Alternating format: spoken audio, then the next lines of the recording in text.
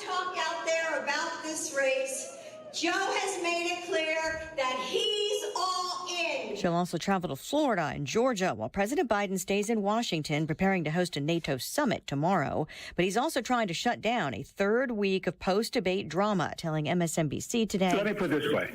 If there was something that was wrong that night, it's not like it comes and that's one night and it goes away.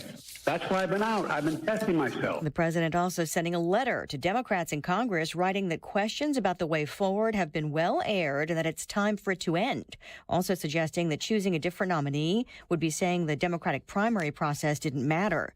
The White House says the president is getting regular briefings on Beryl, which landed in Texas early today as a Category 1 hurricane, now a tropical storm and still dangerous. Tragically, the storm is to blame for 2 deaths in Harris County, one man in his 50s and a woman in her 70s, both killed when trees fell on their homes. We also know rising water has led to rescues in Houston and in Rosenberg, an hour southwest of the city. Fox Weather's Katie Byrne. Now, where we are in Galveston, along the coast, more than 60% of this county is without power, along with more than 2 million across the state. We spoke with the mayor here in Galveston, who says crews are just now starting to get out on the ground and assess damage. Many outages are in the Houston area. More Boeing jets face mandatory inspections. The FAA says it's requiring inspections of 2,600 737 MAX planes because passenger oxygen masks could fail during an emergency. Boeing issued a bulletin to airlines about this last month. The FAA announcement also includes the NG jets, which predate the MAX. America's listening to Fox News. Did you know you can get your prescriptions for less at your local pharmacy? You can with GoodRx. It's the free app that can save you money on your medications. Just search for your prescription, choose the pharmacy and the price that works best for you, and then show your GoodRx coupon to your pharmacist at the drop-off counter. GoodRx works at over 70,000 pharmacies, including Walmart, Rite Aid, and Walgreens, and it works whether you have insurance or not. It's easy to save. Next time you drop off your prescription, check GoodRx. To start saving today, go to GoodRx.com. GoodRx is not insurance. The best things in life, they come in twos. 2 scoops of ice cream, 2 tacos. And now for a limited time, get our best deal of the year. Buy any phone when you switch to Consumer Cellular and get 2 months of service free. That's right, the same fast, reliable nationwide coverage as Big Wireless, now with 2 months free. Proof the best things in life really do come in twos. Visit ConsumerCellular.com or call 1-888-FREEDOM. Second and third month of monthly base service fee waived for new customers with the purchase of a phone and activation by July 31st, 2024. Taxes, fees, and third-party charges will apply. See website for additional details.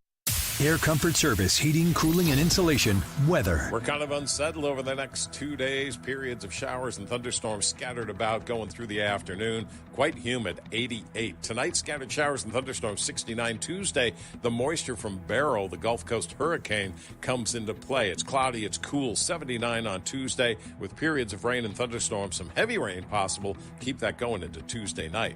This is 97.1 FM Talk. Chief Meteorologist Dave Murray.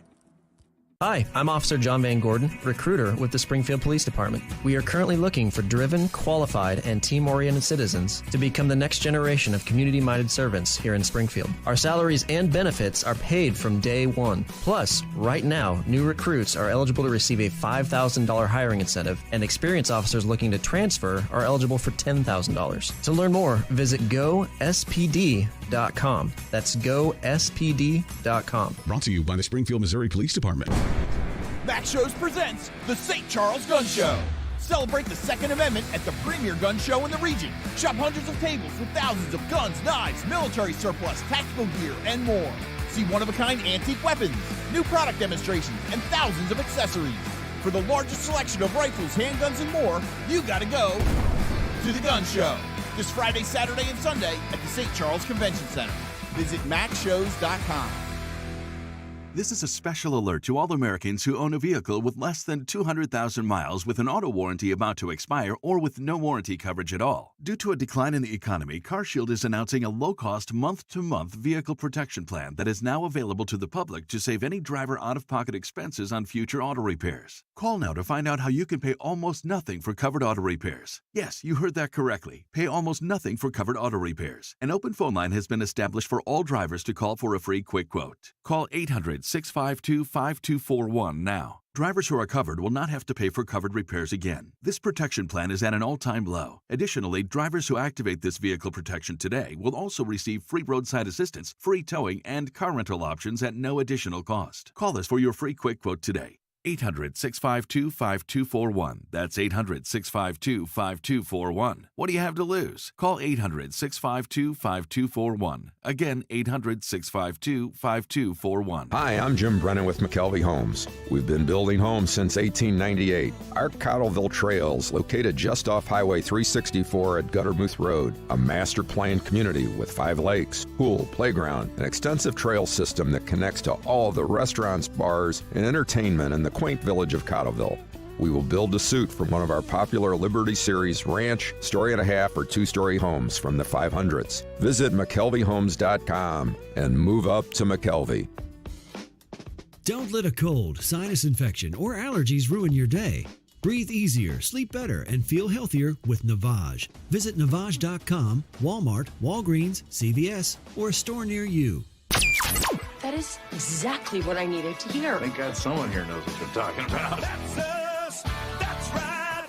Gotta love this American ride. All right, you need to take the time and get the full picture.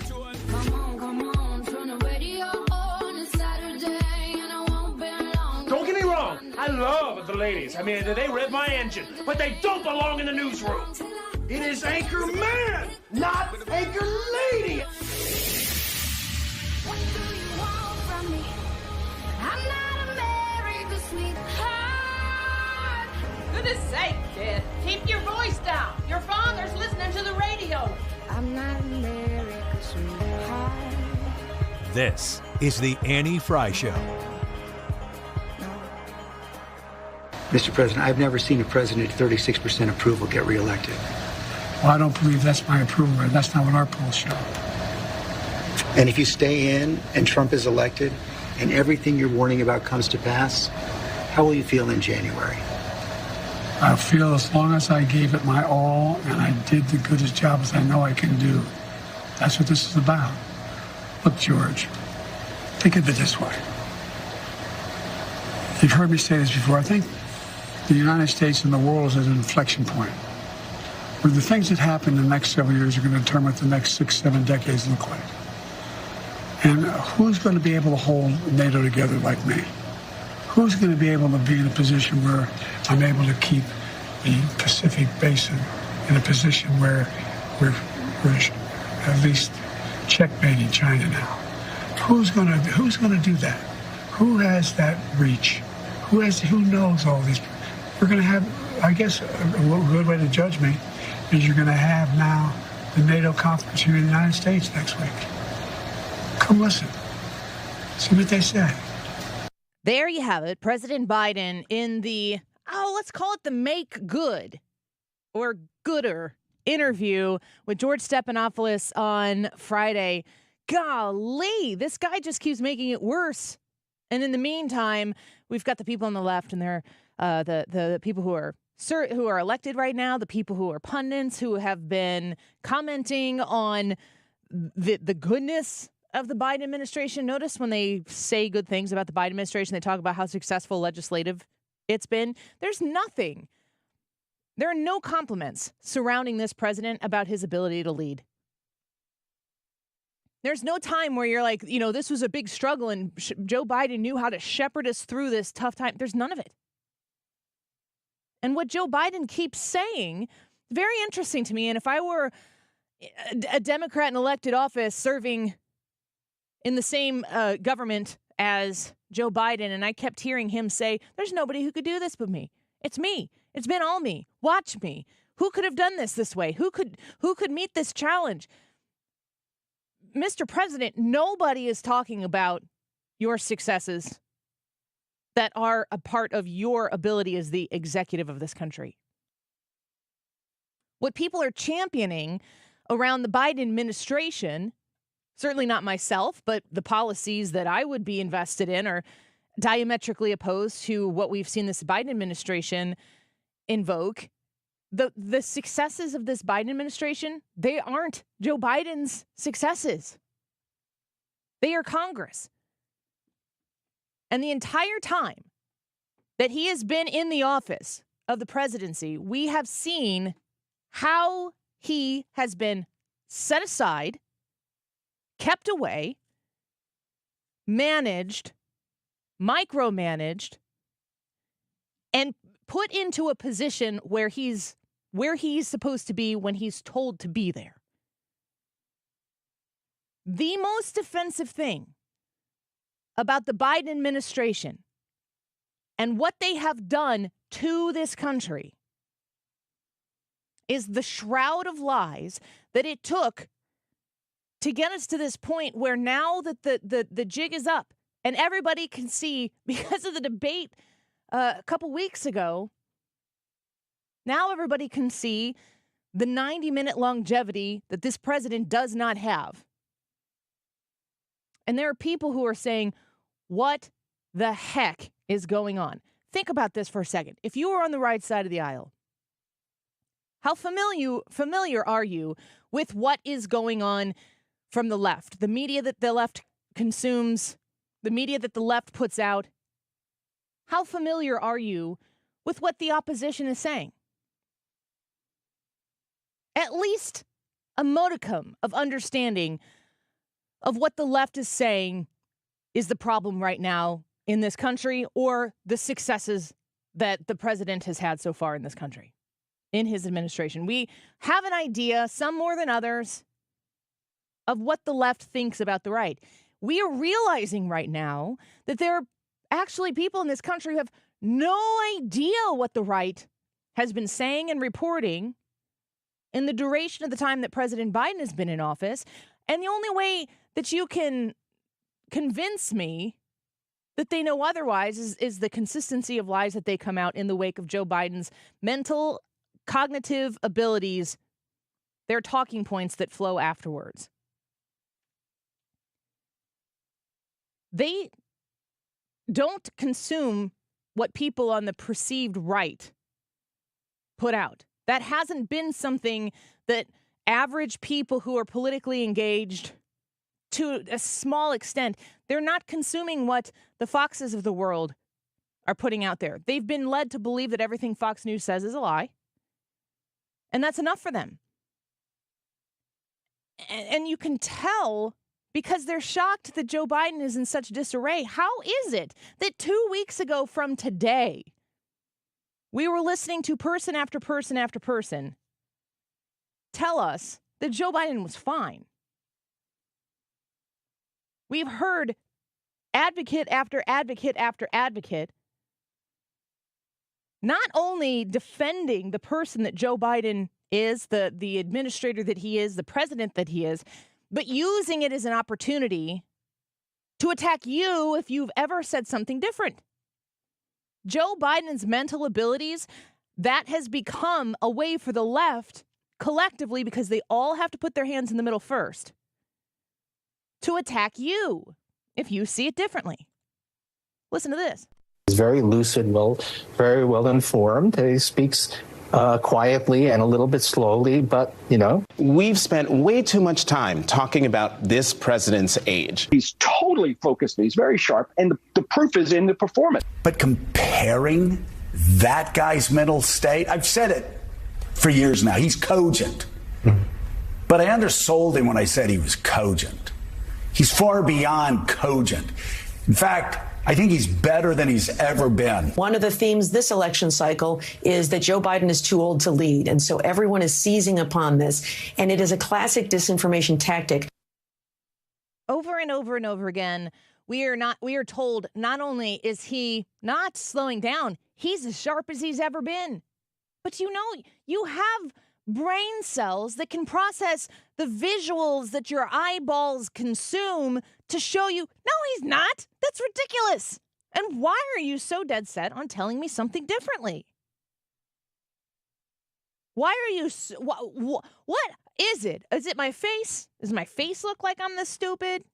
Is it my facial expression? What is it about me that makes you believe that you could talk to me in such a way that is so deceitful that I'd go, yeah, okay, I guess so. I guess you're right. You know the movie The Truman Show. You know how Jim Carrey is the star of the show. He's Truman. And what's his last name? Burbank, I think. He's the guy who everybody is there to show up and watch, but everybody but Truman is in on the gag. And everybody else is putting on this show to make sure that Truman can continue to do what it is that he needs to do. The world we're living in right now is somewhat parallel to that, but the people who have been making the show and performing the show and producing the show, and I'm not even saying that as an analogy, they literally hire Hollywood producers to produce and direct the media that you consume. For instance, in this select committee for January 6th, and I say select committee, it's a very important word in committee because the Republicans did not have the ability in the House to put on that committee who they wanted to put on that committee. Nancy Pelosi selected the Republicans. They produced that for primetime television and then got networks to agree to air it in prime time. A lot of good that did. The elites at the very top, they truly believe that truth is entirely subjective. I don't think that they're out intentionally, I don't think it's the main point that they're out there to try to deceive you. What they're out there to try to do is maintain and grow power and access. And if you're somebody who believes in bringing in producers, directors, big names and big stars to formulate a reality to serve up to the people, I mean, you ever been in the movie? You ever been seeing Jurassic World and you're terrified of this Tyrannosaurus Rex or Indominus Rex or whatever it is? You're like terrified of this thing. You're like, oh my gosh, this is the scariest thing I've ever seen. And it's a dinosaur on a silver screen in a movie theater that you're watching while you're eating popcorn and drinking soda. It's not real, but they are so good at what they do that they can program your brain to go, this is terrifying. I'm having an emotional, visceral response to seeing this. And the ironic part of all of that, you pay for it. The way that this specific Biden administration, which I believe is well down the river of this mentality and this idea of the Democratic left on how to maintain and grow power. They don't look at truth and say, well, this is true. We need to spin what's true in favor of us. That's not even a part of the equation. That's not even a part of the thought process of the powers that be. And I believe that this exists on the Republican side of the aisle and on the Democrat side of the aisle, but the Democrats are so much better at it and so much more willing to take it to the level that they've taken it currently, now, July of 2024. They know what they need to make you believe, and then they create a story and a narrative and a script to get us there. They've got willful people who participate in the ruse because they benefit from it. They retain their power because of it. And the star of the show is Joe Biden. But this time, I think Joe Biden and everybody who's putting on the show, I think they're in on it. And I think the people who have been left into the dark, the people who are being played here is you. It's me. It's the idea that they can, manage the function of the media that lifts up the lies of the administration, that formulates, in our case that we've been watching right now here recently, a villain on the other side that should be destroyed at all costs. At all costs. And then they're in a position to use the levers at their fingertips to strengthen this situation, to strengthen the emotion. There's a lot of power. It's done with the bureaucracy. And when the ruse is over, and it's all been an act, when Joe Biden was chosen, when he was elected, when he was anointed within the party in that Democrat primary to become the nominee, when Americans were not lining up to support Joe Biden at that point. He went to South Carolina and somehow or another they're like, this is our guy, everybody get in line. And everyone was like, okay. The Democrats were like, okay. Then they pick the person to be the vice president who was incredibly unpopular going into Iowa, so she dropped out. It's never been about that. It's been about creating a villain who is so detestable, so hateable, that the ruse would work. 2 weeks ago, before the debate took place, we were listening to reporter after reporter, elected after elected, person after person tell us how awful it is for people like me and people like you to look at this president and suggest he's anything other than at the top of his game. Are you freaking kidding me? The script sucks. The acting is horrible. And the country is at stake. Now we wait and see. What will Joe Biden do? He is every time he's given the opportunity to make a statement, he doubles down and says, I'm in this. He is not leaving. And I believe that he has been sold, Joe Biden, we got your back. We need you right now. We need you to step up. We're going to rally behind you. And here's how this is going to go. And I think he said, okay. I think Jill Biden is not interested in losing the trappings of being the first lady.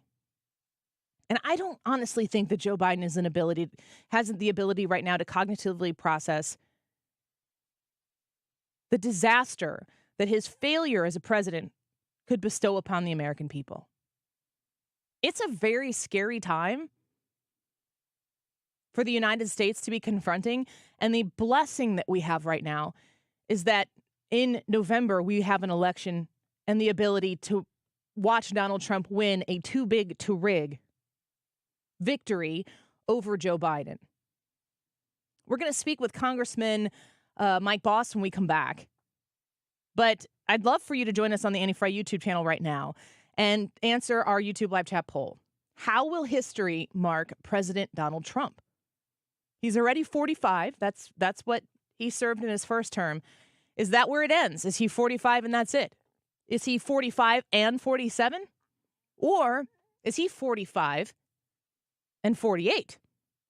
Go to the Annie Frey YouTube channel and vote. Let us know what you think. Lots happening in the news. And I promise you, 97.1 will have all the breaking news as it happens for you in this incredibly pivotal time in American political history. You're on the right place here at 97.1. Congressman Mike Bost on the Annie Frey Show when we come back. Somewhere in between. This is the Annie Frey Show. Find the podcast, on-demand audio, and more at 971talk.com/Annie. Good looking boys, it ain't even right. And when the bartender says for the lady, what's it gonna be?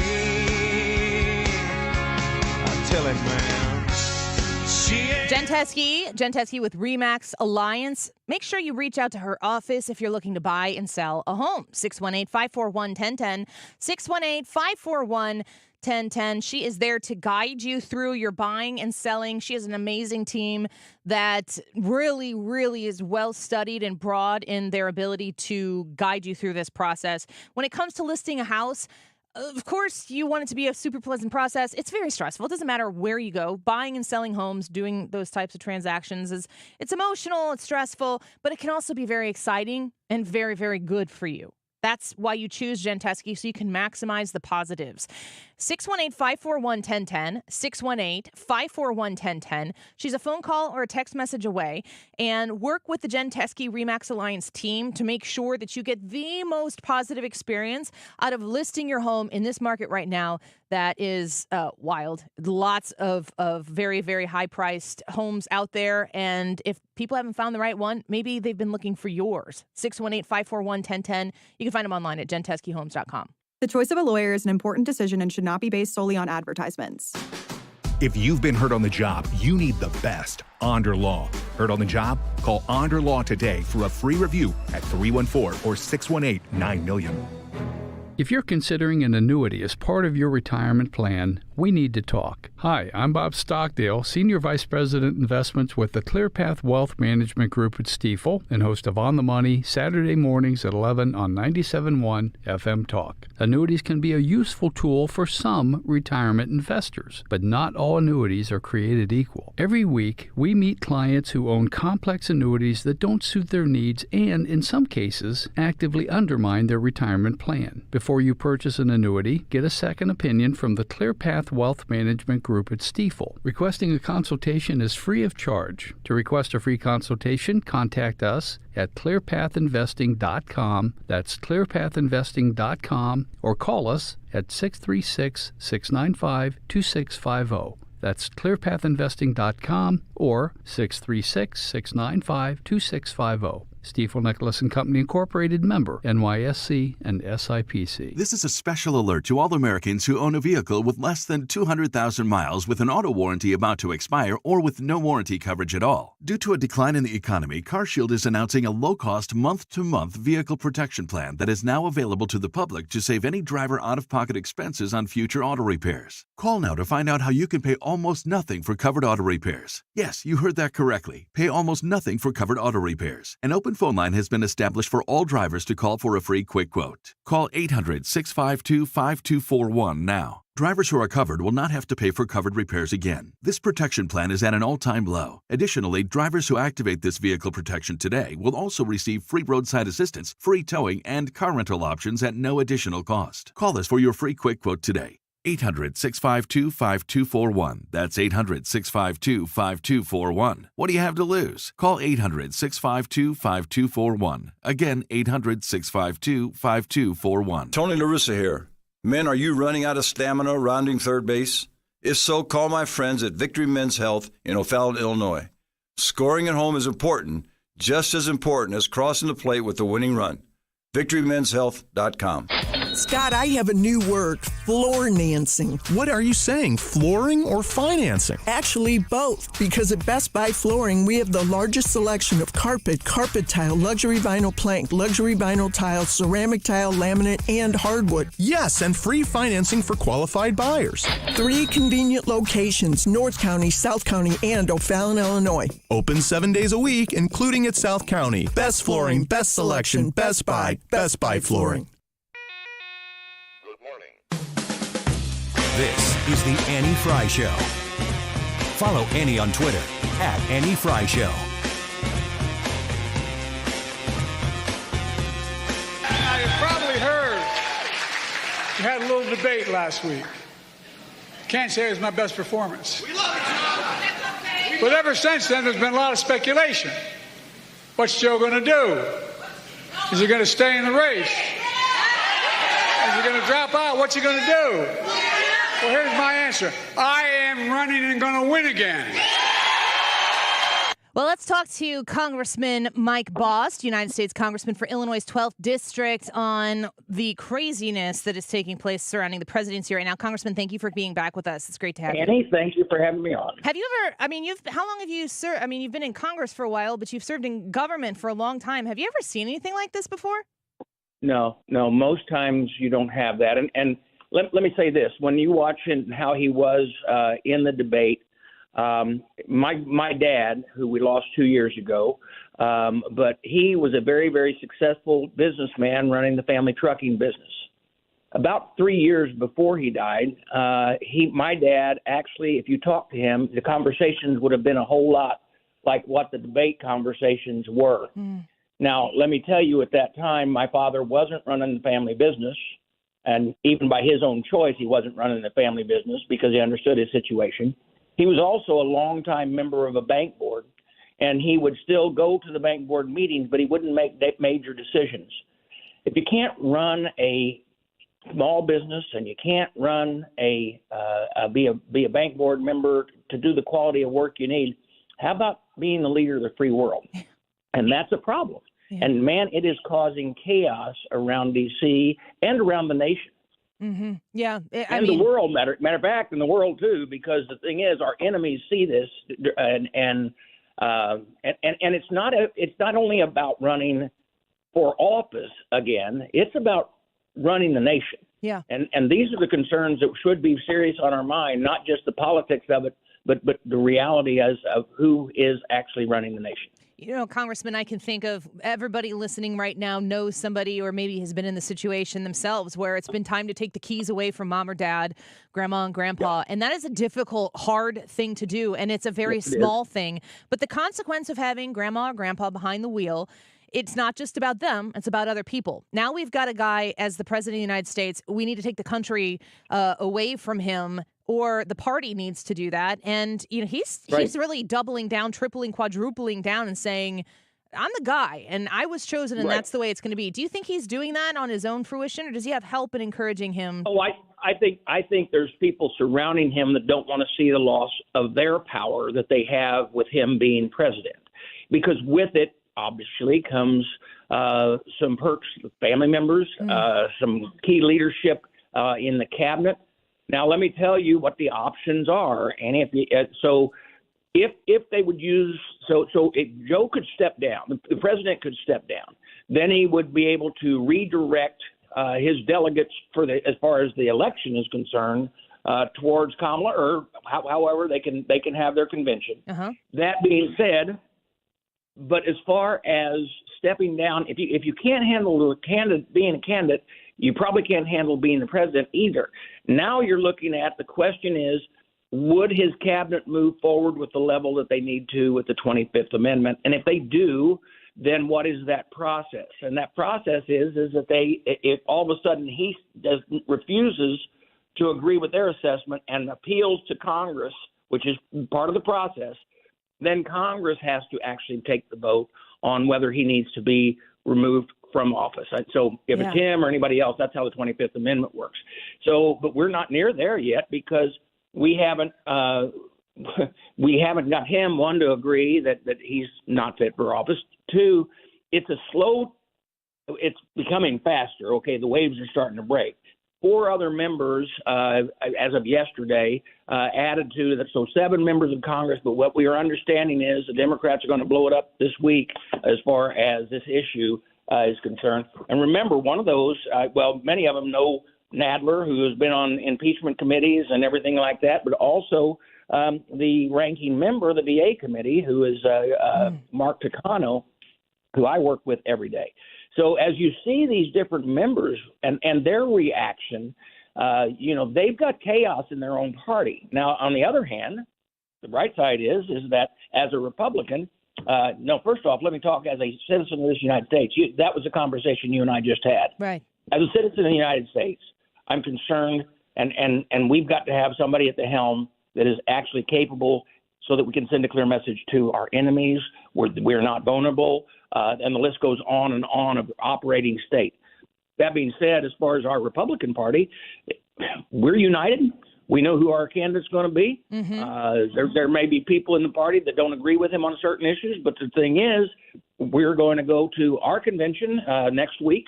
We're going to nominate him, and it's probably going to be a fairly smooth handover and starting the campaign. The real question I have is, 2 weeks after that, in August, we're in dead center in Chicago, where the worst riots of any convention that ever happened in 1968 could possibly be a replay of that again if their party is in chaos like they are right now. I got to ask you about that since you brought it up. I'm writing down all these things I want to ask you about. But since we're talking about the DNC being in Chicago, that's your state. That's my state. What do you think? Why'd they pick Chicago, and how is this going to go? Well, first off, we were hearing because all this is rumor. Obviously, they don't tell me a lot about the DNC. That's why we had you on, Congressman. Come on. But so the rumor out there was that the president wasn't going to appear there in person. He was going to do a televised on a big screen for the convention, rather than appearing in person there, mainly because of the danger that they feel was in place. Oh my gosh! And the chaos that they can see coming with the different factions of the Democrat Party that are at odds with each other, and many of them believe that the answer to it is cause the riots like we've had around this nation, and that's a concern. And now all of a sudden you've got the Illinois National Guard, are we putting them in place?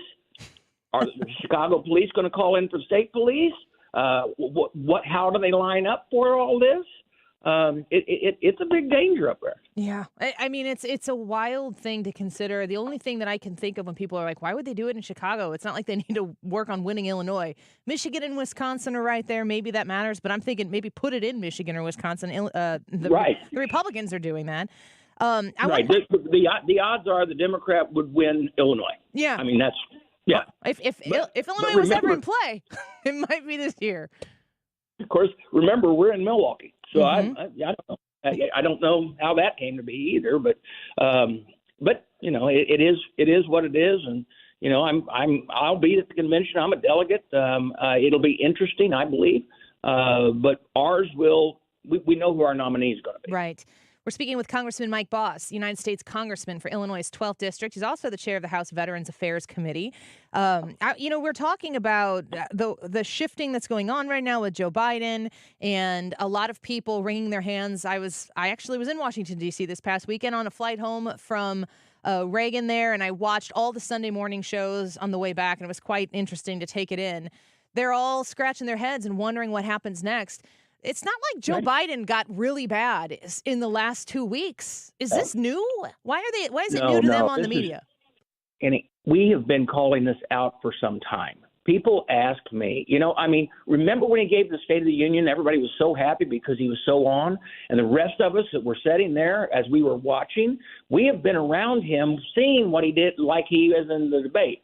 Then we wondered, what kind of vitamins schedule or whatever they gave him, because if you'll remember, they were praising him how great he was, but he was almost wound too tight. And so, this is things that we've been seeing around this city for the last 3.5-4 years, and remember, many of us have to deal with him on a regular basis. Yep. And it's things that people have been saying and noticing.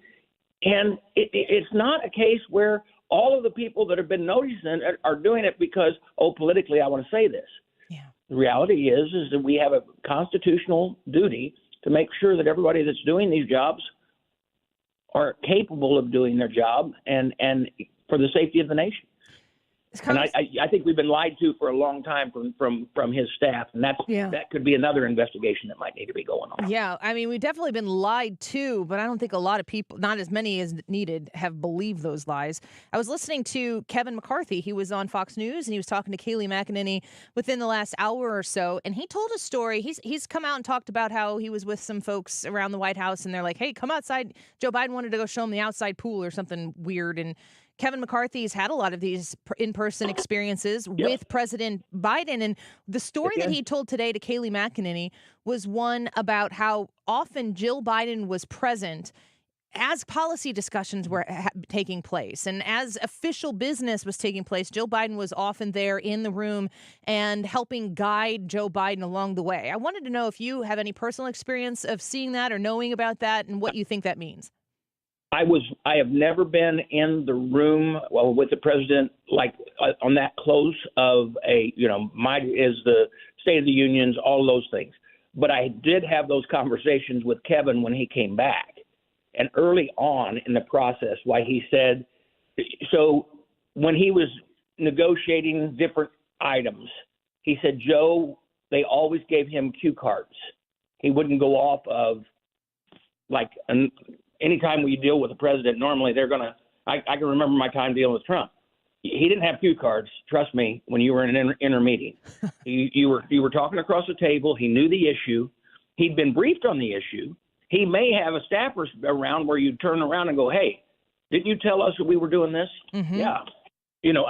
Like you would when you were doing business or whenever I'm doing my chairman's business and I'm sitting in the room, I might have a script if I'm running a committee.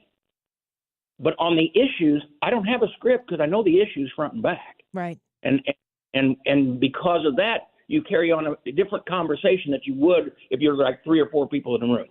And that's the concern that Kevin had even back then. Yeah. I mean, all of the stories track and they come together to create a pretty clear picture of context surrounding Joe Biden. But see, the sad thing about that, Annie, is that if you would have made that statement 2 years ago, and many people did, oh, you're just being partisan. Mm-hmm. No. There's a true situation here that for the safety of the nation, they've got to get it figured out. But we as the Republicans, we can only respond to what they do. Even if we carried something to try to force the 25th or anything like that, then that would only come and look like partisans. So the Democrats have to work this out. I think it's going to be a very crazy couple of weeks here, and we'll see what finally happens with this. Last question, and I know you got to run. Congressman Mike Bost with us right now. Donald Trump has been very quiet, which is a level of wisdom and discipline that I am happy to see from President Trump in the last week or two since the debate. How do you feel about his campaign and his ability to pull off a victory in November? Everything points that he will be the next president, and only the second president ever to have a second term that they didn't follow each other. And I believe that, as you said, I think he's handled this very well. Everyone knows that the problem it has been over the years with Donald Trump. It's not his policies. It was the way his personality came across. I think he has done very, very well. And I hope he continues to do this early on. I was supporting him early on and will continue to do that. And I think he's handling this well, and he's being very, very presidential and stately. Let's put it that way. Yes, it's good contrast right now, and the American people need to see he's up for the job. He clearly is. Thank you, Congressman. Welcome back to Washington, D.C. Hey, we appreciate you. We'll talk to you again. Thank you. All right, Appreciate bye-bye. it. Congressman Mike Bost, Illinois' 12th District, United States Representative, Chair of the House Veterans Affairs Committee. Good to have him on the show and get that up-close look. Ryan Schmelz is going to be with us in the middle of the 1 o'clock hour, and he is Fox News Radio's Capitol Hill and White House correspondent. You hear him on our Fox News updates all of the time. And I'm going to ask him on the broader picture. There you've heard from a congressman about what's going on in Washington, D.C., how he feels about it. But let's listen to the broader discussion with Ryan Schmelz at about 1:25. So stick around for that. Steve Moore will be with us at the top of the 1 o'clock hour. Meanwhile, policy will still matter in this election. Of course, everybody thinks that Biden's cognitive ability is the only thing that people are talking about. But then you go to the grocery store to pick up lunch and you're like, holy crap, this still sucks. All of this goes into the election, and Steve Moore will talk to us about the economic plans. Should Donald Trump win in November, how quickly those can be implemented. Ryan Wiggins in the Monday Roundup on The Andy Fry Show. When we come back, go vote in the YouTube live chat poll. How will history mark President Trump? Is he going to just remain 45 or 45 and 47? And then the last option is 45 and 48. Now, if you got questions about that, if Joe Biden were to step down or be replaced before his before his term is over, Kamala Harris would step in. That would make her 47. Now, if they lose the election, she'd be 47 for 2 months, and then Donald Trump would be 48. Might have to reprint some of those hats. What do you think? We'll be right back. The way that you are. You're listening to the Annie Fry Show on St. Louis's home for conservative talk. Follow Annie on Twitter at Annie Fry Show.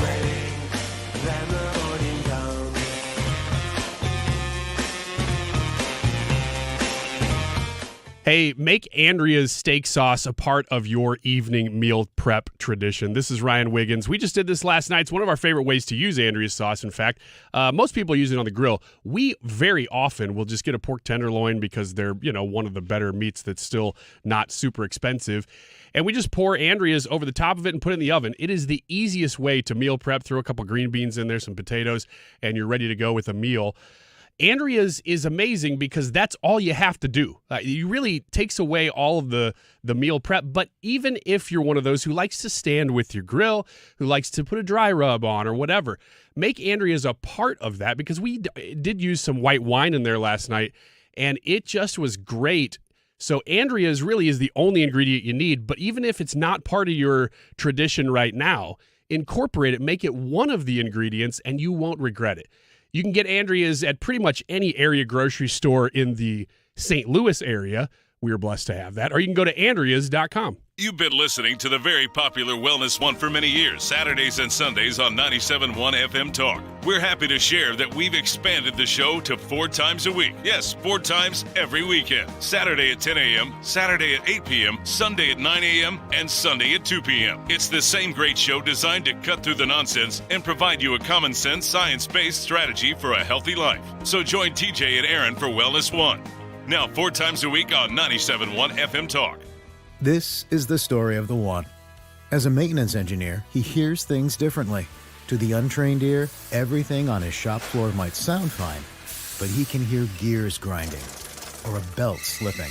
So he steps in to fix the problem at hand before it gets out of hand. And he knows Grainger's got the right product he needs to get the job done, which is music to his ears.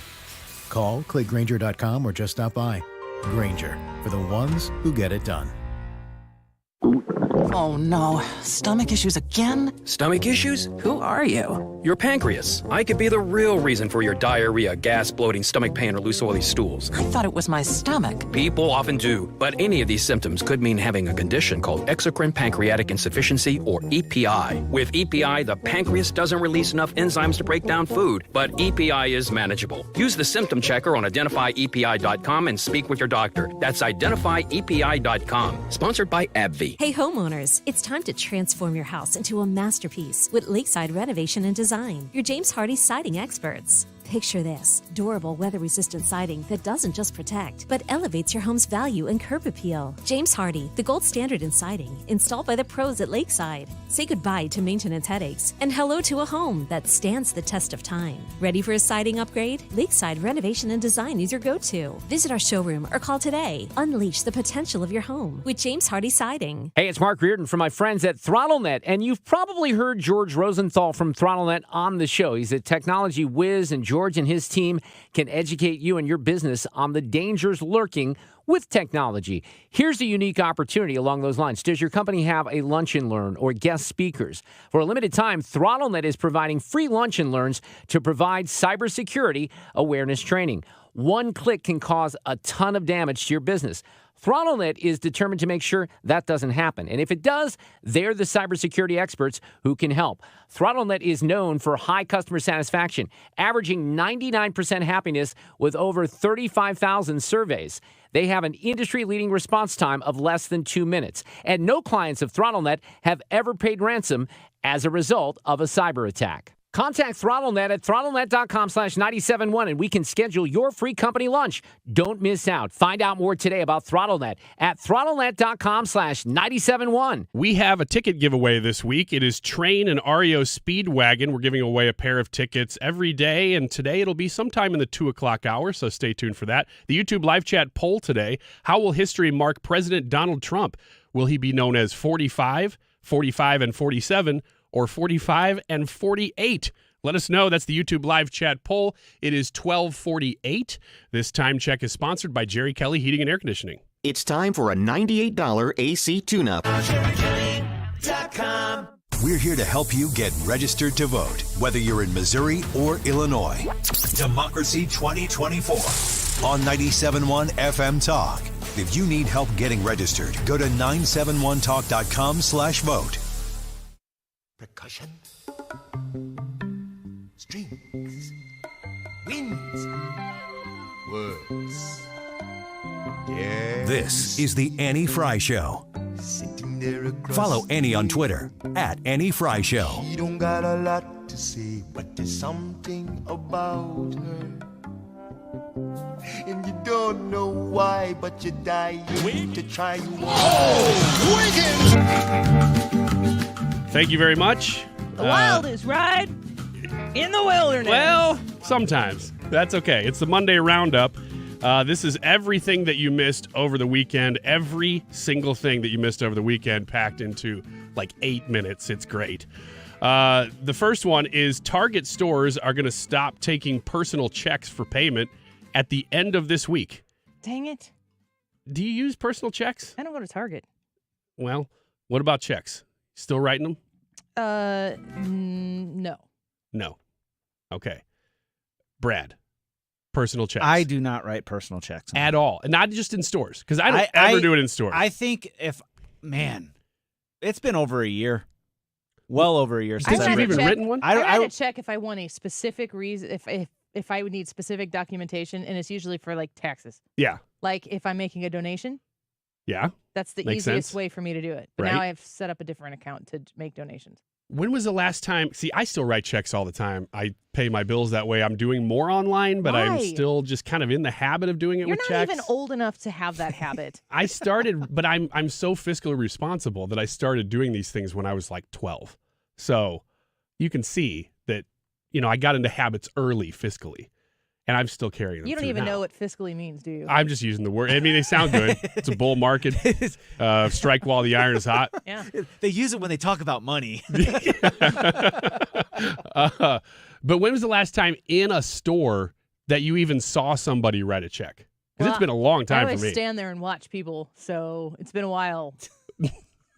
But the person in front of you in line, right? I mean, No, I don't. I go to self-checkouts and don't look at people that are...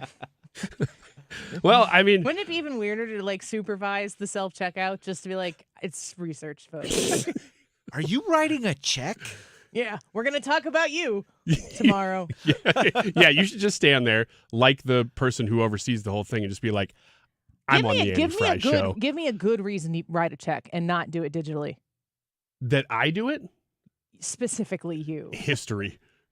I said, give me a good reason. It is strictly. Here's one problem that I've had as I've been trying to switch over to do more online bill payment.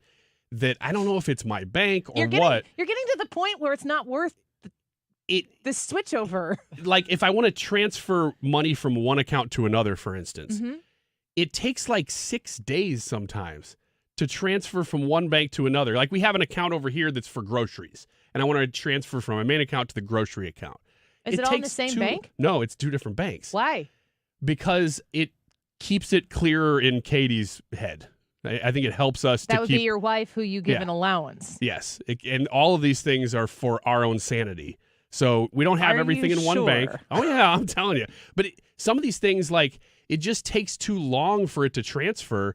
Like to church, for instance, I would love to tithe digitally, but you have to set it up ahead of time, and then it takes like 4 or 5 days for it to even go through. I'm like, I could write a check way quicker than that. If you send it, do you send checks from your bank?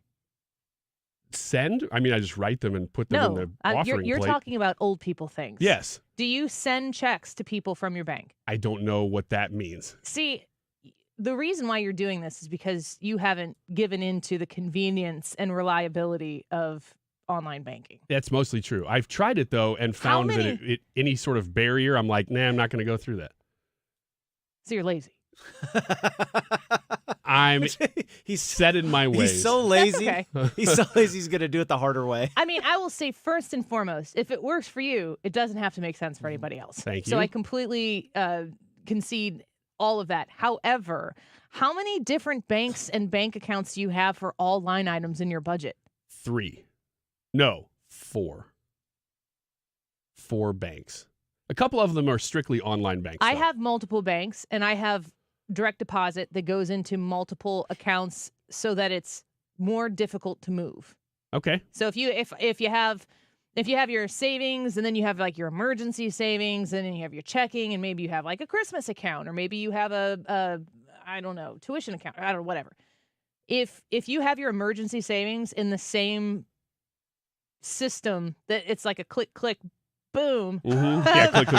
Mm-hmm. Saliva. Money going out of your emergency account into your, well, I really wanted this new pair of shoes or something.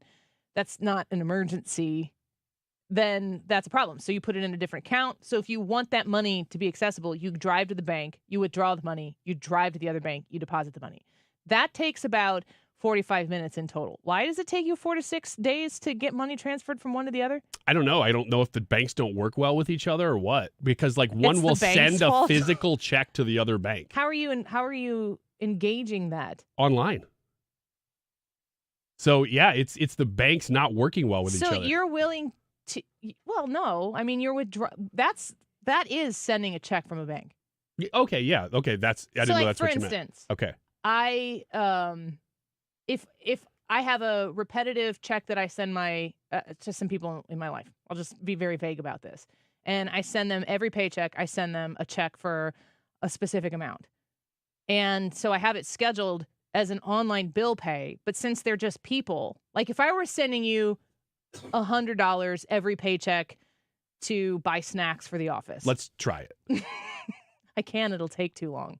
No. I'll look. No. I'll change my ways. Yeah. If I do that, then I can set it so every Friday I send you a check, and the money withdraws from my account on Friday when the check goes to you, not when you cash it. Okay. So why, like, that's not writing a check. Well, if you set it up all ahead of time, then it's fine. But I don't always have repetitive. It's not always the same thing. So it'll change from month to month, and I got to send it, like the electric bill. That's one of the easiest ones that I've found to do online, but it does change. Do you ever just pay like through Ameren? I don't know. Like through their website? You can just pay through Ameren's website? Because I'm sending I'm paying through my bank. So this is all news to me. This is why I need this segment. Because I need you to inform me ways to do things better. This is going to come as a shock to you. But Yes, it this will. is a segment where you're supposed to inform us. No. I think you are grossly mistaken. This is where I come to learn. You know what we should do? We should do a segment on this show where you state things that you do in your life, specifically like financial things like this, and we should let listeners call in and give you advice. You should say, like, what would be the best way to do this, and then people can call and help you adult. I'm fine with that. We have 30 seconds. No, not now. We can do that right now. Not now. Just call now. Well, operators are standing by. Let me know what I'm doing wrong. Pretty much every entity will take money from you on their website for whatever. But definitely a utility. But then see, if I got to go to everybody's individual website, it's just easier to write the check and send a 45-cent stamp or whatever it is now. It is not. That's not easier. It is when you got the system figured out. That's outrageous. Let's talk to Steve Moore and Ryan Schmelz next hour.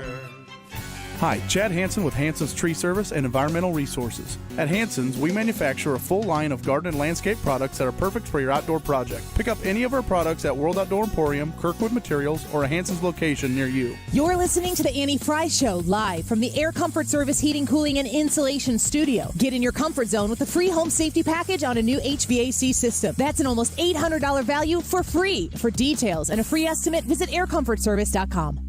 Del Walmsley and the Wealth Cycle. This is the wealth cycle that I've taught for 30 years. Buy one house, 10 houses, an apartment, 2 apartments, 8, 20, 500 units, 1,000 units, 2,000, 5,000 units. And as you keep putting the money and the profits back in, you become one of those rich people. And much quicker than you'd even believe. Learn Del's Wealth Cycle at GiveMeTotalFreedom.com. Use promo code 2024. Save 60%. Code 2024. GiveMeTotalFreedom.com. GiveMeTotalFreedom.com. Do you owe back taxes or have unfiled tax returns? The IRS won't quit until they get your money. Here's great news, fresh from those in the know. Major changes have happened at the IRS. If you owe more than $10,000, you may be eligible for a 99% reduction of what you owe. Haven't filed a return for a while? Their happy clients are talking. The IRS was going to levy my bank account, but Guardian was able to prevent that and fix all my IRS issues. Thanks again, Guardian Tax. Need relief from crushing tax debt? The IRS now has special programs. Guardian Tax knows all about them. Personal or business, this is the fresh new break you've been hoping for. We aren't the company you call when you need a hug because you're scared of the IRS. Guardian Tax is the company that wins when you need it most. Guardian Tax Service is really great to work with. They really help me out. I'd recommend them highly. Call now for a free confidential consultation. 800-505-1608. 800-505-1608. 800-505-1608. How do you enjoy your backyard in these hot temperatures? How about a custom sunroom from my friends at Chesterfield Fence and Deck? Mark Cox here. This is a great time to call Chesterfield Fence and Deck because right now, you mentioned my name during the month of July, you're going to get 48 months interest-free financing on your next outdoor project with Chesterfield Fence and Deck. Maybe it is a custom sunroom, an all-season room where you can sit out there in the summer and you can sit in air conditioning and still enjoy the look out your back windows. Maybe it's a pergola or a screen room or a patio. They even do retaining walls. They can take care of whatever you need in the backyard. They do free estimates, right? And, of course, free project design, which is very important. Maybe you've got your own ideas for your backyard. They can help you make that a reality. You will love working with them. Better Business Bureau Torch Award winners at Chesterfield Fence and Deck. Go online today to chesterfieldfence.com. KFTK FM Florissant. From the Under Law Injury Lawyers, GetJim.com studio. That's GetJim.com. 97.1 FM Talk. Always live on the free Odyssey app. President Biden says he's not going anywhere. Lisa Brady, Fox News, during an interview today, repeating what he's been saying on the campaign trail as a growing number of Democrats express doubts about his reelection bid. He's also telling Democratic lawmakers to unite. In a letter to Democrats in Congress, President Biden says he is firmly committed to staying in the race, running the race to the end, and beating former President Trump. After more than a week of questions about the way to move forward, the president writes it is time for it to end, telling Democrats the party must come together, move forward as a unified party, and defeat Donald Trump. Fox's Jared Halpern at the White House. The Republican Party reportedly plans to drop a national abortion ban from its platform for the first time in 40 years. Two people briefed on the language tell the Associated Press the Republican National Committee's platform panel has adopted a policy document that reflects former President Trump's position opposing a federal abortion ban and leaving limits up to the states. The Republican National Convention will be held next week. The Biden campaign says the former president will push for a nationwide ban. Damage assessments in parts of South Texas where Hurricane Beryl made landfall early today, killing at least 2 people when trees fell on homes. Beryl has left a mess along a stretch of the Texas Gulf Coast and in inland urban areas such as Houston, where Mayor John Whitmire is telling residents to stay put, even if that means staying in shelters for now. All I want to do is urge everyone, I plead with you to shelter in place. Do not put our first responders in further danger. There are widespread power outages and damage to the grid is being assessed. Flooding is present, and Houston firefighters have had to rescue people in stranded vehicles. Fox's Evan Brown, more than 2 million power outages in the Houston area alone. Beryl's now a tropical storm heading over East Texas. America is listening to Fox News. Did you know you can get your prescriptions for less at your local pharmacy? You can with GoodRx. It's the free app that can save you money on your medications. Just search for your prescription, choose the pharmacy and the price that works best for you, and then show your GoodRx coupon to your pharmacist at the drop-off counter. GoodRx works at over 70,000 pharmacies, including Walmart, Rite Aid, and Walgreens, and it works whether you have insurance or not. It's easy to save. Next time you drop off your prescription, check GoodRx. To start saving today, go to GoodRx.com. GoodRx is not insurance. Hey everyone, it's Ted from Consumer Cellular, the guy in the orange sweater, and this is your wake-up call. If you're paying too much for wireless service, you don't have to keep having that nightmare. Consumer Cellular has the same fast, reliable coverage as the leading carriers for up to half the cost. So why keep spending more than you have to? Seriously, wake up and call 1-888-FREEDOM or visit consumercellular.com. Savings based on cost of Consumer Cellular single line 1, 5, and 10 gig data plans with unlimited talk and text compared to lowest cost single line postpaid unlimited talk, text, and data plans offered by T-Mobile and Verizon January 2024. Air Comfort Service, heating, cooling, and insulation. Weather. We're kind of unsettled over the next 2 days. Periods of showers and thunderstorms scattered about going through the afternoon. Quite humid, 88. Tonight, scattered showers and thunderstorms, 69. Tuesday, the moisture from Beryl, the Gulf Coast hurricane, comes into play. It's cloudy, it's cool, 79 on Tuesday, with periods of rain and thunderstorms. Some heavy rain possible. Keep that going into Tuesday night. This is 97.1 FM Talk. Chief Meteorologist Dave Murray. Getting quality employees to fill positions in your company is essential, but finding those people can be a major hassle, unless you use ZipRecruiter. ZipRecruiter makes finding quality people a breeze. And right now you can try it for free at ZipRecruiter.com/radio. With ZipRecruiter, one click sends your job to hundreds of top job sites. But more than that, ZipRecruiter's advanced technology identifies the candidates with the skills you need, sends you a list of great matches to review, then actively invites them to apply for your job. And the results speak for themselves. 4 out of 5 employers who post on ZipRecruiter get a quality candidate within the first day. That's right, the first day. Now you can focus on your business and let ZipRecruiter do the work finding the best people for you. See for yourself. Experience the ease, efficiency, and power of ZipRecruiter for free. Just go to ziprecruiter.com/radio. That's ziprecruiter.com/radio. ziprecruiter.com/radio.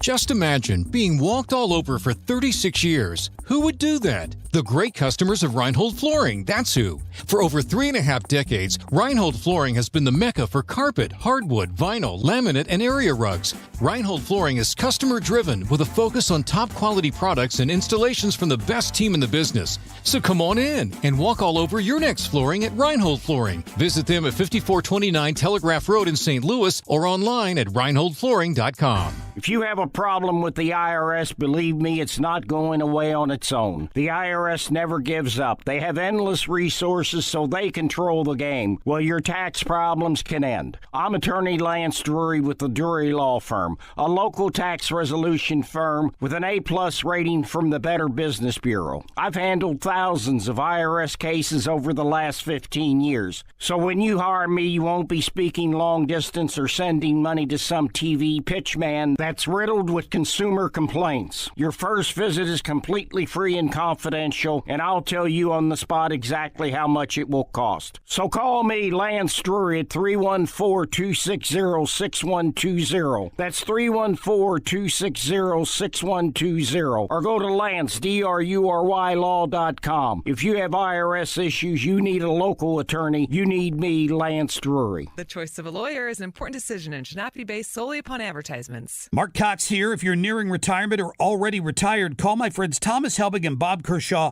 with the Retirement Advisory Group. They'll show you how to link to the market without the risk. They're the official financial advisors of my show. Go online to retirementkey.com. 97.1 FM Talk. You're here because you clearly have a refined palate. St. Louis's home for conservative talk. This is 97.1 FM Talk. That is exactly what I needed to hear. Thank God someone here knows what they're talking about. That's us. That's right.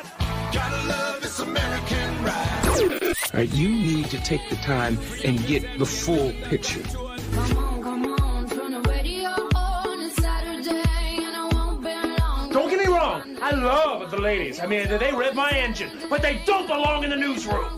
It is Anchor Man, not Anchor Lady. What do you want from me? I'm not America's sweetheart. Goodness sake, kid. Keep your voice down. Your father's listening to the radio. I'm not America's sweetheart. This is the Annie Fry Show.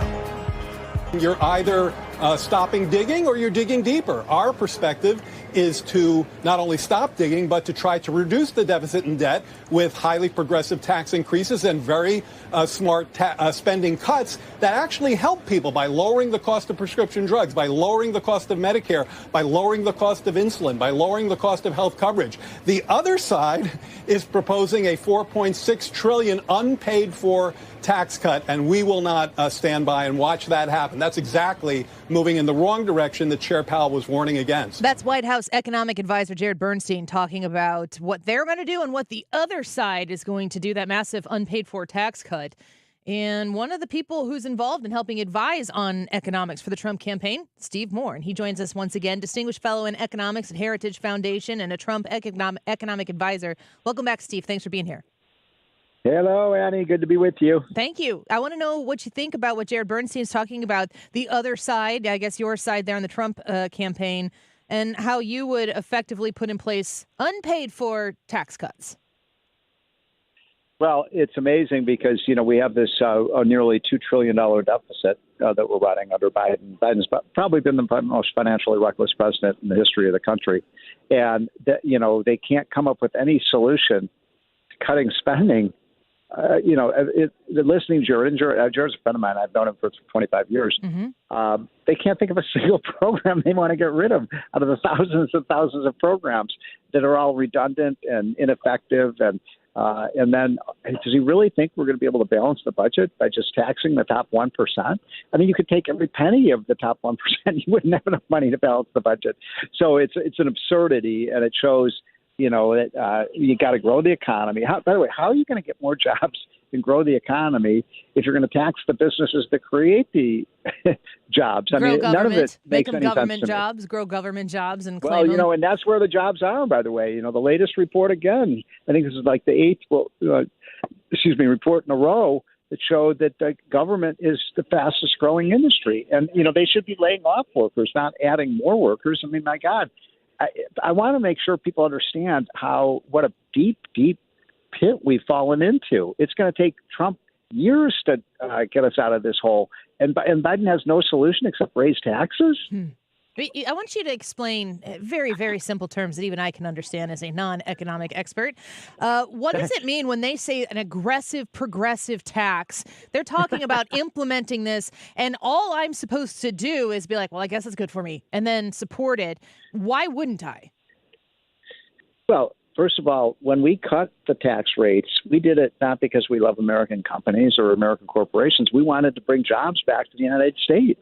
We had when Trump came into office, we had the highest business tax rate in the world, Annie. I mean, how are you going to compete if you have the highest taxes? That's like same reason California and New York can't compete. Where are all the jobs going in America? They're going to Texas. They're going to Tennessee. They're going to Florida. They're going to Utah. They're going to very low tax areas. So businesses move to places with low taxes. And so how are we going to be able to get jobs in factories and you know, productivity in the American economy, new businesses, if we have the highest business tax rate in the world? I mean, I'm sorry, it just doesn't make any sense. And so what Trump's plan is, you know, is to try to lower the tax rates, make America a more conducive place for investment, more conducive place to start businesses, and let the private sector grow. Because right now the government is growing, but the private sector isn't. Yeah. And that's, I mean, people on my side of the aisle generally think like they just don't know what's good for America. They're not implementing the things that need to happen to make America great. And I don't know that the other side's definition of making America great looks like our definition of it. So maybe in right, they're having their own success, but their success looks like our failure. Yeah, and look, I'm going to make this very simple because I know most people, you know, listening to the show aren't economists, but it's pretty simple. If you tax something, Annie, you're going to get less of it, right? That's why we tax smoking, because we don't want people to smoke as much. If you tax something less, you get more of it.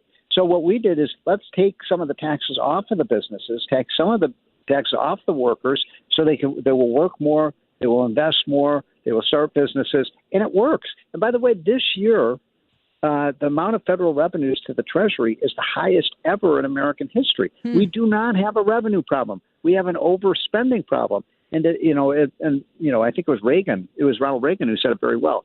You don't give, somebody who's a spendaholic a bigger allowance. That's not the solution to the problem. And that's what the Biden administration is proposing. Steve Moore is with us right now. He's a distinguished fellow in economics at the Heritage Foundation, also Trump economic advisor. Now, what the main thing that people are talking about in conjunction with the Heritage Foundation is Project 2025. And I'm looking under Wikipedia, which is where I think a lot of people would look to find out what the heck this is.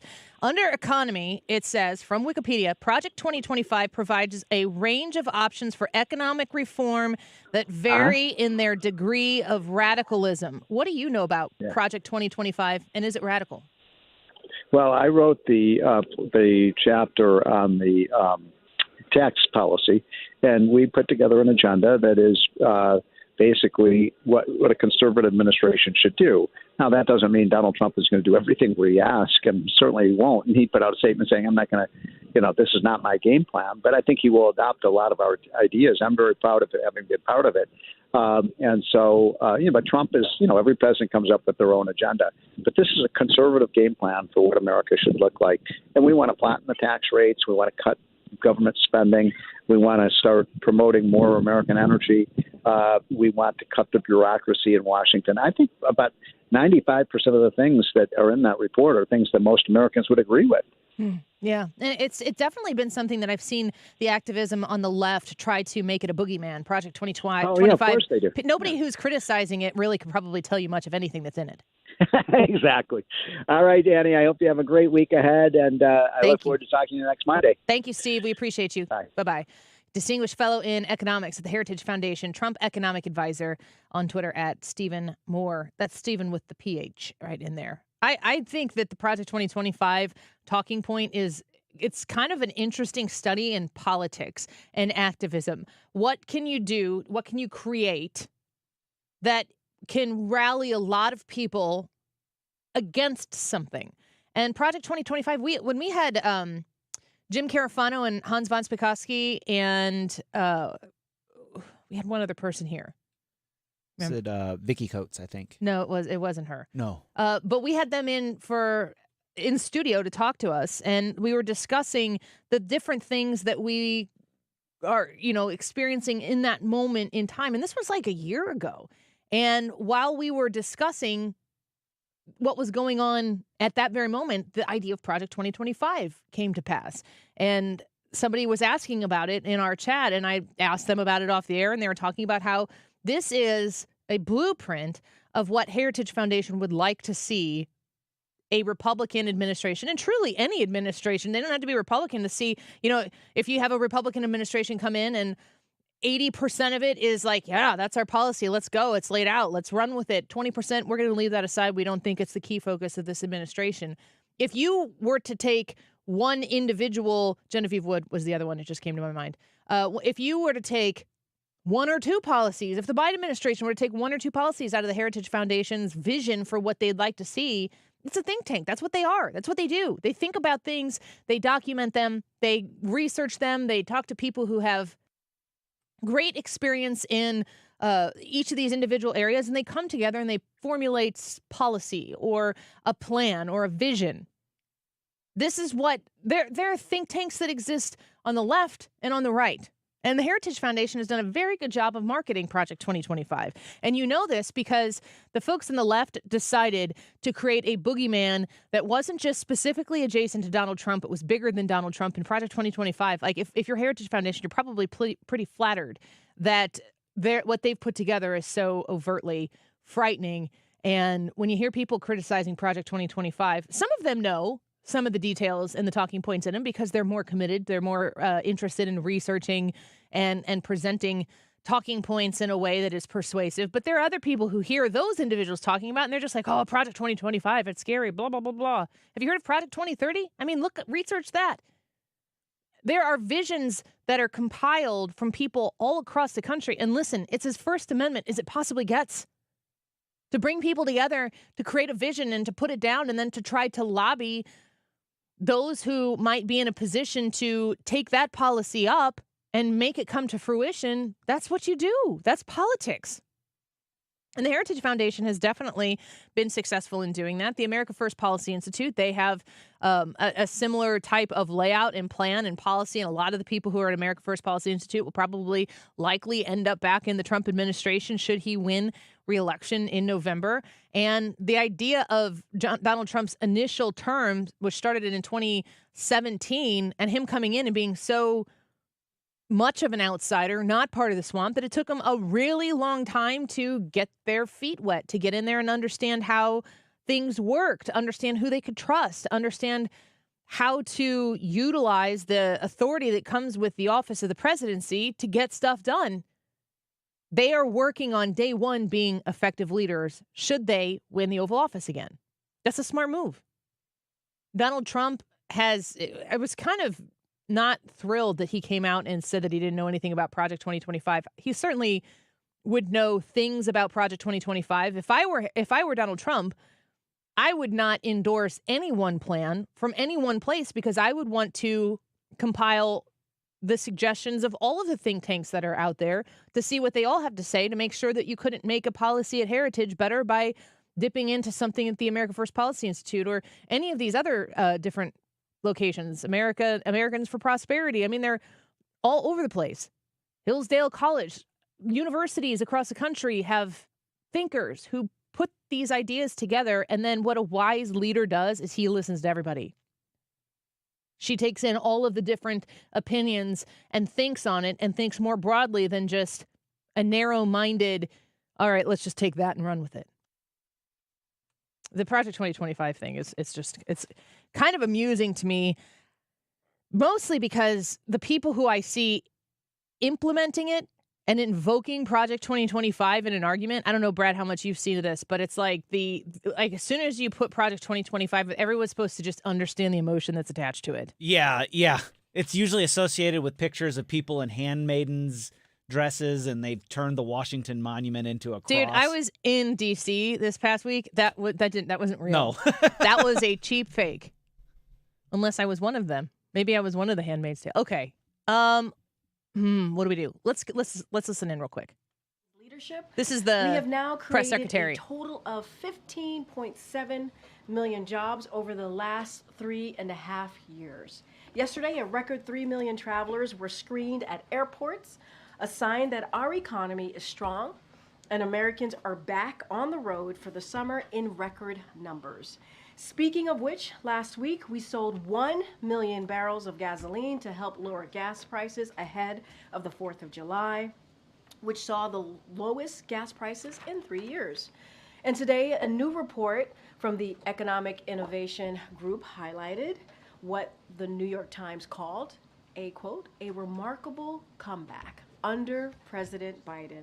That report found that communities that have been lifted behind struggled under the last administration, what the Times called a particularly grim stretch under Donald Trump. But those communities are coming back under President Biden, with jobs growing more than 4 times faster than in the previous 4 years. Investments spurred by the president's Investing in America agenda are benefiting previously left behind communities. That's just some of the economic progress happening under President Biden. Watch out for more news in the coming days. Exciting. And next, I want to share highlights from the president's recent schedule, as well as looking ahead to the next 2 weeks.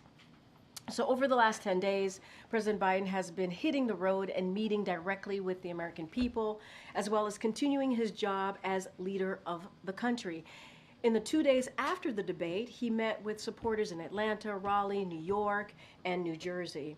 Last week, he delivered remarks on the Supreme Court, visited the D.C. Emergency Operations Center for a briefing on extreme weather events, hosted a Medal of Honor ceremony, and joined the First Lady for a 4th of July barbecue with active duty military service members and their families. Throughout the week, the president also spoke with leaders of the UK, United Kingdom, Israel, and the Republic of South Africa. On Friday, the president traveled to Madison, Wisconsin for a campaign rally.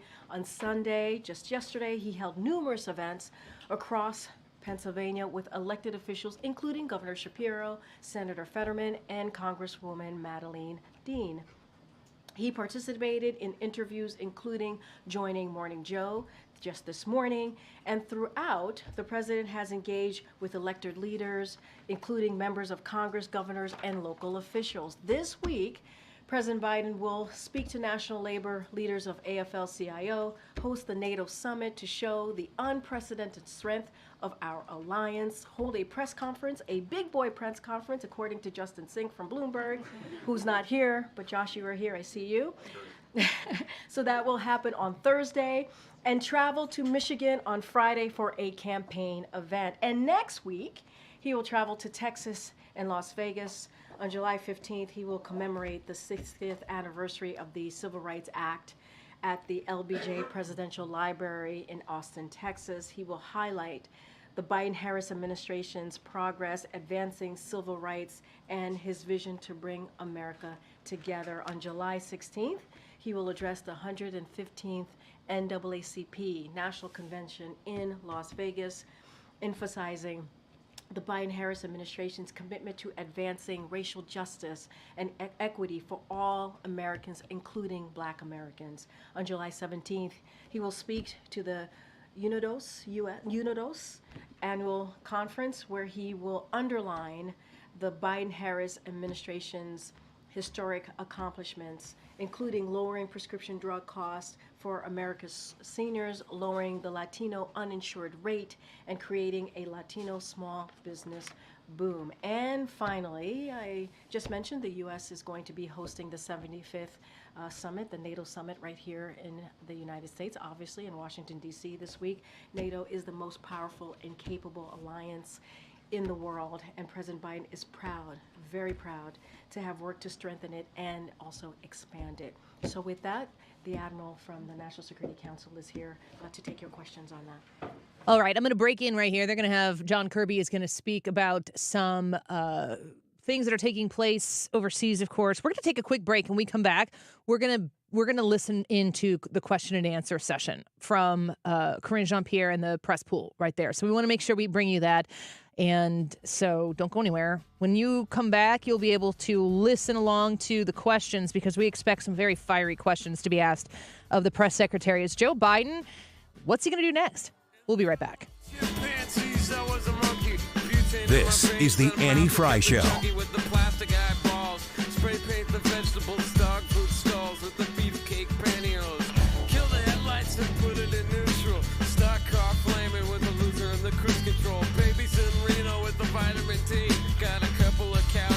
Sleep on the love seat. Someone came saying I'm insane to complain about a shotgun wedding and a stain on my shirt. Don't believe everything that you breathe. You get a parking violation and a maggot on your sleeve. So shave your face with some mace in the dark. Saving all your food stamps and burning down the trailer park. Yo, cut it. The Diamond Shop online at thediamondshop.net. You need to go stop by there and see some of the beautiful things that they have available for you right after you go online to thediamondshop.net and sign up to be a VIP. You're a VIP. You're a very important person. And I would love for you to apply your VIP status to the Diamond Shop so you can save an extra 10% when you shop there on something very special. I love to be able to remind you that they have a 6-month same as cash financing opportunity available for you. And if you think about what's 6 months out from now, you are within Christmas time. It is on its way. So make sure that you sign up, save. And if you want to spread those payments out because you know you got something special you want to deliver to somebody special this Christmas season, now is a great time to go start your shopping process with the best people in the business. Kind, family owned and operated, located in Clayton, easy to shop and to really understand why they've been so successful in St. Louis since 1910. You can become a VIP and visit them online at thediamondshop.net. More good news for Frederick Roofing, voted best roofing company by the St. Louis Post-Dispatch. For a hole in your roof or a whole new roof, Frederick Roofing. 314-645-2000. Are you the decision maker in your company? Consider this. For the first time in decades, there's a better option for a corporate card and spend management platform. Meet Ramp, the only corporate card and spend management system designed to help you spend less money so you can make more. With Ramp, you get full visibility into your company's spending and control who spends what with each vendor. Ramp's software collects and verifies receipts instantly to save your team valuable time. Ramp automates data entry and routine tasks with automated approvals, expense categorization and bill payments, time-consuming tasks. Which means you'll stop wasteful spending and close your books in hours instead of days. Businesses that use Ramp add up to 5% to their bottom line the first year. If you're a decision maker, adding Ramp could be one of the best decisions you've ever made. Get $250 when you join Ramp for free. Just go to ramp.com/free. Ramp.com/free. RAMP.com/free. Cards issued by Sutton Bank and Celtic Bank, members FDIC. Terms and conditions apply. Hey, it's Mark Reardon from my friends at Zero Res, and the month of July is National Carpet Cleaning Month. Because of that, I have a great offer from my friends at Zero Res. And by the way, I started off the month with some pet accidents that I needed the help of Zero Res to come into my home and clean up, and they're always there for you on that. But here's a great deal for you. If you haven't had the carpets done in a while, Zero Res is offering 3 rooms of carpet clean starting at $129 and the 4th room free. Carpet, tile, rugs, upholstery, everything in your home can be Zero Resified by the pros. They have great teams here in St. Louis, and they can get you on the schedule very, very quickly. I've loved them for more than 10 years, and because we do have what we call the Reardon Zoo with the animals, every once in a while you do have a pet accident and you need their help. They have awesome, awesome service with biotreatments, etc., that can help you clean out those stains and odors. But take advantage of the July deal. 3 rooms, Zero Resified, starting at $129, the 4th room free, 474-2020, online, ZeroResSTL.com. You spell it backward or forward, it spells the same. Zero Res. The choice of a lawyer is an important decision and should not be based solely on advertisements. You entrusted a nursing home with the care of a loved one, but they violated that trust. If your family member has been the victim of nursing home neglect, call Onder Law at 844-BEDSORE. It's time to get your body in shape for the warm weather, and Victory Men's Health can help. Mark Cox here for my friends at Victory. They've got semaglutide for ladies and men, and all you need to do is go to victorymenshealth.com to find out more. They've got 4 convenient locations now: Sunset Hills, Wing Haven, Town and Country, and O'Fallon, Illinois. A simple blood test, and you could be on the path to losing up to 15% of your body weight. Tell them Mark Cox sent you. Go to victorymenshealth.com. You're listening to the Annie Fry Show live from the Air Comfort Service Heating, Cooling, and Insulation Studio. Air Comfort Service is hiring licensed journeymen. Don't have a journeyman license? Air Comfort Service will help you get it. Get guaranteed hours year-round and more. Apply online at aircomfortservice.com. The Mark Reardon Show. John Ziegler, the co-host of the podcast, The Death of Journalism. Then the debate radically changed everyone's self-interest, and all of a sudden the editors didn't care that she couldn't get anyone on the record. Then they decided this is a great story. Weekdays from 3 to 6.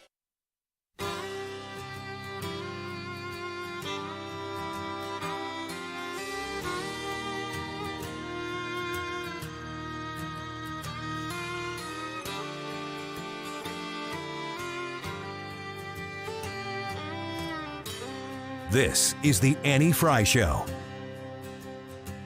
I take off time to time with those crazy friends of mine. Head out on steel horses with wheels and we ride.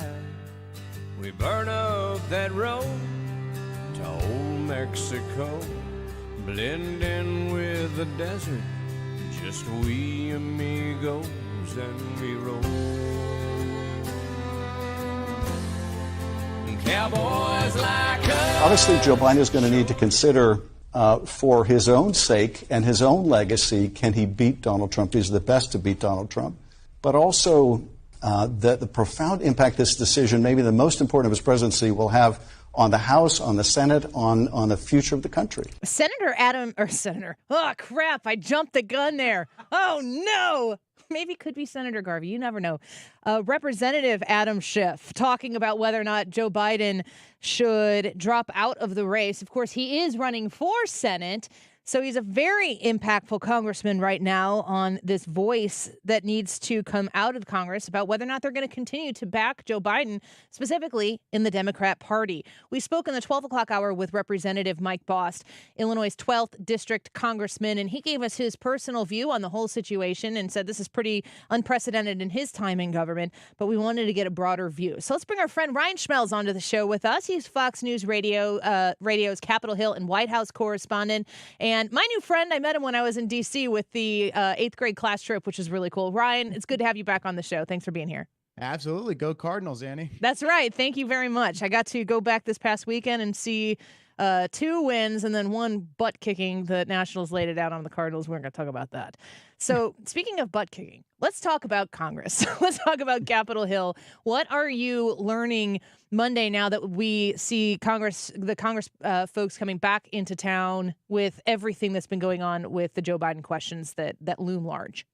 Right. So we're still expecting members of Congress to start rolling in over the next couple of hours. But I think the big thing we're starting to see today is kind of a reassurance behind President Biden. You know, he sent out this letter a few hours ago that pretty much states that he is staying in the race.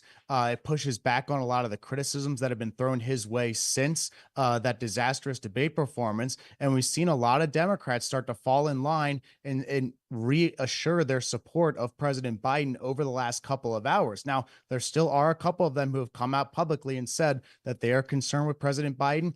We had reporting that there was initially going to be a Senate meeting this Monday, as in today, and within the next couple of hours, but that meeting got moved to tomorrow to during their normal Democratic policy luncheons. And that meeting is going to discuss some of the concerns that senators have with President Biden's candidacy. And another thing you're starting to see some of these senators start to put out about, including John Tester, who's in a swing battleground state in Montana, as well as a couple other ones. They say they want to see President Biden in more situations that are unscripted so that they can prove that President Biden is still capable of doing this job. As in, this is going to be a pivotal week for President Biden in every public appearance he makes to prove to Democrats that he can still carry this job. It's a really interesting thought coming out from the left. Like, if you can do it, and that's something that we've heard President Biden say multiple times. It's one of his go-to lines, watch me.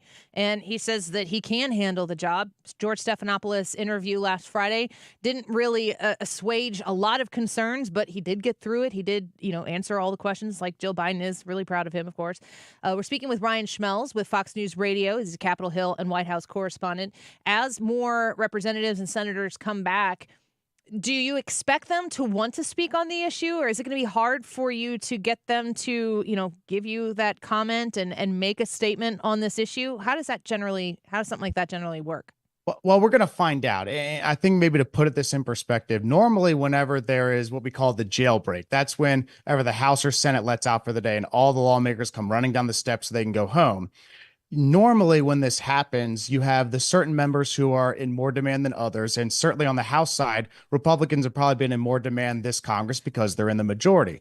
Now, everything changed after that debate to the point where every single Democrat who came running down the steps the next day was in demand from the press because we wanted to get comment from them. We wanted to hear what they felt about that debate performance, if they still had confidence in President Biden, and who were going to be the ones who called on President Biden to step aside. And what's fascinating is over the last week, they've been on recess, so the press hasn't really had an opportunity to grill some of these lawmakers about this, and a lot of them have been able to come out on their own terms and either request the president step aside for a different candidate or stand behind the president. So I think this week you're going to see a lot of movement in terms of meetings. You're going to see a lot of movement in terms of members of Congress being pressed on this issue over and over again, but it's still very early. But a lot of things can happen over the next 24, 48 hours. We're speaking with Fox News Radio's Ryan Schmelz about what is going on Capitol Hill as they figure out the Joe Biden question. It's a big question. It might be the question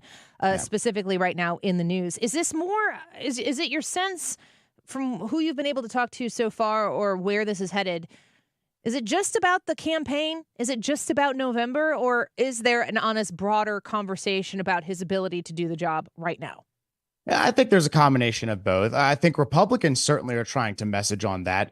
You have Chip Roy, the congressman from Texas, who is offering an amendment or a resolution that he's going to introduce this week that would require, or it would pretty much send a message to Vice President Harris to invoke the 25th Amendment to remove President Biden from office. What we understand is that he's going to speak with the conference about this likely tomorrow during their weekly policy breakfast. So we can expect some movement on that front.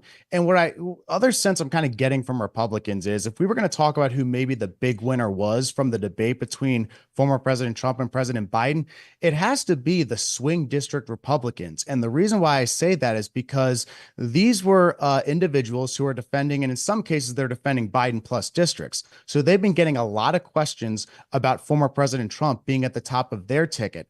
Now, their opponents are going to be getting a lot of questions about President Biden being at the top of their ticket. So that's probably one of the big things that we've seen is this level of confidence that's been risen from a lot of these Republicans who are defending swing districts or trying to win swing districts because it's put Democrats on the defensive. Yeah, that is such an interesting and important point for people to be paying attention to, like the representatives who do decide to come out and speak or the senators who do decide to come out and speak.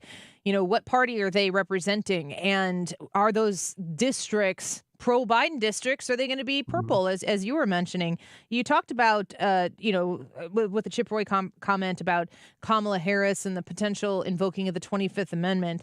I mean, that is that would just be show-stopping to watch that unfold. But aside from that, maybe Joe Biden decides he would maybe step aside for the campaign. A lot of people, as you said, are also having a combination conversation about his ability to do the presidency right now. Is there a lot of conversation about Kamala Harris as the vice president who would become the president in that instance right now, or Kamala Harris as the presumptive fill-in nominee for Joe Biden should he step out? We've heard a little bit of chatter. There have been members of Congress, both on the Senate side and the House side, who have said that they would support Harris if she were the nominee. Now, those were more direct answers to direct questions, as in, well, if Vice President Harris becomes the nominee, would you support her? And they say, yes, of course. She's going to be if she's the party nominee, I will support her. So it's just more of just a direct answer. I think what was fascinating is that you saw Tim Ryan, who was representing a swing district in Ohio for a very long time, no longer a member of Congress, ran for president against both President Biden and Vice President Harris. He's already come out and made a very clear statement that he thinks Kamala Harris should be the nominee and should take over for President Biden. And he pushed back on some of these narratives that go around, pretty much claiming that if anybody thinks that Kamala Harris would be more of a liability at the top of the ticket compared to President Biden, he says that's nonsensical for people to think that way. So Ryan had a very strong statement there in support of Kamala Harris, and it would be the most feasible option. Obviously, one thing to keep in mind is we are very close to convention time. When Lyndon B. Johnson dropped out of the race and decided not to be the Democrat nominee anymore, we were over 100 days away from the Dem convention. We're now less than 50 days away from the Democratic convention. So to find another candidate and to not just do a simple transition from the vice president to having her at the top of the ticket would be very hard for Democrats to pull off. It's not that it would be impossible, but those are things to consider when you think about somebody else besides Vice President Harris taking over if President Biden were to step aside. We're speaking with Fox News Radio's Ryan Schmelz and his insight there as a Capitol Hill correspondent for Fox News Radio. One final question for you before we let you go. I am interested in who you are watching potentially to be a leader on, maybe the final word from within the Democrat Party there on Capitol Hill. Who are you looking to definitively say, Joe Biden's the guy, everybody back down, or maybe some individual representative senators that you might see being able to vocally come out and lead for the alternative? Oh, it's got to be the people who are in leadership. I think Hakeem Jeffries is a name to watch. I think the chair of the Congressional Progressive Caucus, Pramila Jayapal, is somebody to watch. I would also look at, Pete Aguilar, who's the number 3 Democrat, Catherine Clark, the whip. And then, of course, on the Senate side, you have to watch for Dick Durbin, who is the number 2 Senate Democrat, but also the chair of the Judiciary Committee. Pretty much anybody in leadership, those are the ones you're going to have to watch for, because if one of them makes a concerning statement surrounding President Biden, that's going to carry a lot of weight. Mm-hmm. But as long as they stay true and stay loyal to President Biden, it's hard for that domino effect to really take effect here. So I think watching them, those are going to be the big ones to watch. I appreciate that. And one follow up to that, if I might, just the Democrat Party in the House specifically, they've got a few different wings of the Democrat Party there. Do you see any sort of breaking with the squad versus the rank and file Democrats? So far, it seems like it's been a pretty diverse group of members who've come out and asked for President Biden to step aside. You've got Adam Quigley, who's a very prominent member, I believe he chairs the Ukraine caucus. He's been in for a long time, considered to be an establishment guy. He's somebody who has come out and asked President Biden to step aside. You've seen some other members too here and there. And then, Robert Garcia is, I think, one that's been fascinating. He's a congressman from California, the freshman class president, a very progressive member from California, but also somebody who's a Biden campaign surrogate. And he has stayed true and passionately defended President Biden in the days after the debate. So I think it's a pretty diverse group of different wings of the party who've either come out and said their concern or reaffirmed their support for President Biden. Ryan Schmelz, we're grateful for you. Thank you for the time today. What a time to be doing what you're doing and what I'm doing here to be able to cover this. It's very historical, and we're grateful that you were able to share some of that with us today. It was great to be on, Annie, and this is going to be a fun week, so stay tuned. Yes, we will. Absolutely. We'll have you back soon. Ryan Schmelz, thank you so much. Okay, that was very interesting. Good insight. And we will continue to reach out and try to get the on-the-ground reaction from Ryan and Chad Pergram and the whole crew there. Ryan's great. And he was very kind. He came and met me when I was in D.C. in May. And wonderful guy. Loves the show, which is cool. Are they doing questions yet? Yeah, is it? Talk in the microphone. What are you doing? Sorry. Brad. They've been in questions. I've got so many irons in the fire right now. I can tell. Right? They've been doing questions. I've been kind of following it, mainly on Ukraine spending. Still policy questions. Yeah. We're going to take a quick break. and we come back, Brad and I will bring you back into the conversation and listen to these questions that they ask, because they're still asking John Kirby. We want to know the questions about the administration, what Karine Jean-Pierre has to field in that regard, and we will have that for you on this show. Great to talk to Ryan Schmelz. We also spoke with Steve Moore and Congressman Mike Bost earlier in the show, so check it out on the Annie Fry Show podcast. A quick break, and let's get to those questions here and the press pool at the White House when we come back. Boys like us. The Annie Fry Show is streaming online. Watch us live on YouTube and subscribe. And women, all that we've lost and all we've been given. We sing about true love. Window World is making it simpler to get those replacement windows done. How about up to 36 months, same as cash financing with approved credit? That is fantastic. That means that you can get the whole job done, invest in quality replacement windows, and not have to sacrifice or go and put yourself in one of those high-pressure situations that nobody likes to be in. That's not what Window World does. Call Window World at 314-993-1800 and tell them Annie sent you, and talk to them about what your job entails. Get a free estimate on what you might be able to do for your house. The beautiful windows that come from Window World are quality. They're durable. They use double-strength glass. It really gives you a strength in those windows, traditionally not placed in replacement windows. Window World is there to make sure that you are well taken care of and that your investment is a good one and a respectable one. Again, up to 36 months, same as cash financing with approved credit. And when you reach out to them, make sure you tell them the Annie Fry Show sent you. 314-993-1800. Just give them a call and start the conversation. 314-993-1800. Let them know Annie sent you.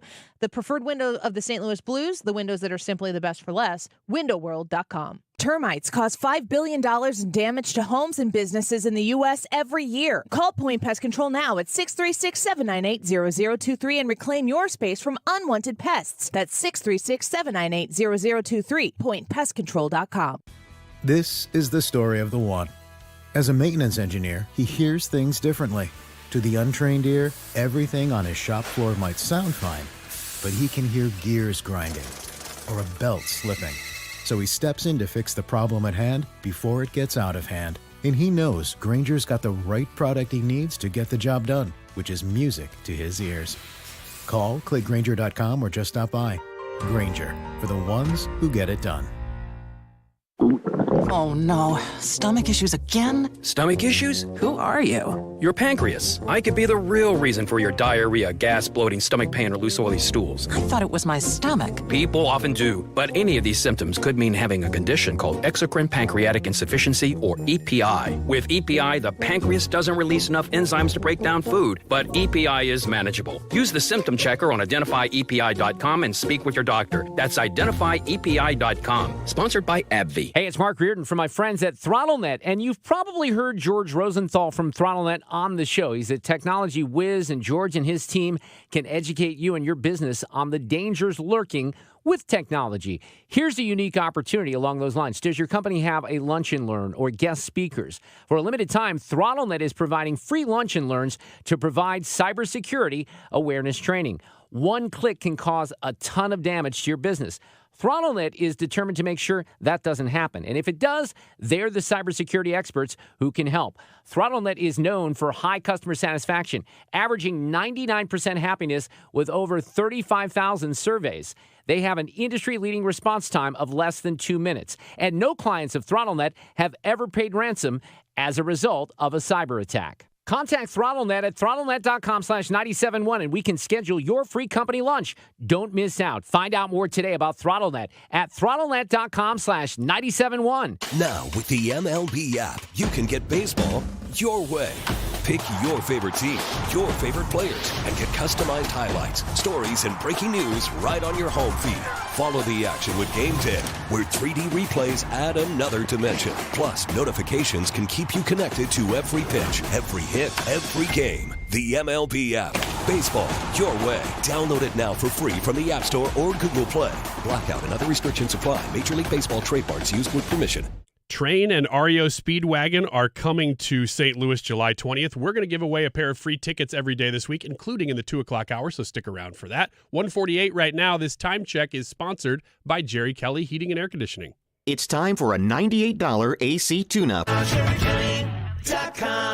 Who are you voting for in the Missouri governor's primary? Join me, Annie Fry, for the Republican Governors Forum this Thursday. Register for this free event presented by the Republican Central Committee of St. Louis County at 971talk.com/events.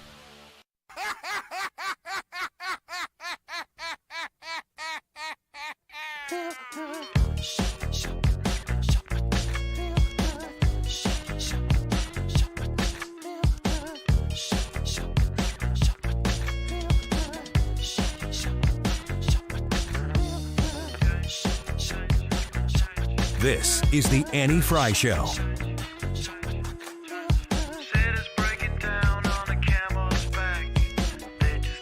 Summit this week. It's also the first time the president interacted with these world leaders since that disastrous debate against former President Trump 10 days or so ago, where the president struggled to confront the former president on all sorts of things.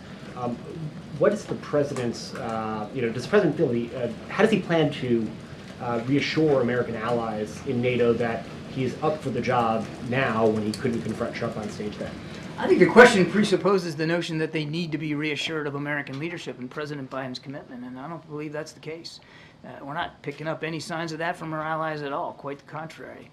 The conversations that we're having with them in advance, they're excited about this summit, they're excited about the possibilities and the things that we're going to be doing together, specifically to help Ukraine. So you've seen there have been stories in multiple outlets from both sides of the Atlantic over the last several days with questions from European leaders about the president's capacity to lead the United States. Are you just denying that? I'm not aware of any such conversations that have been had, certainly none with us and here at the White House and with our staff. We're looking forward to it. I want to go back to what I said at the beginning. In the last 3 years, rather than browbeaten and insulting and demeaning allies, this president has invested in allies and partnerships.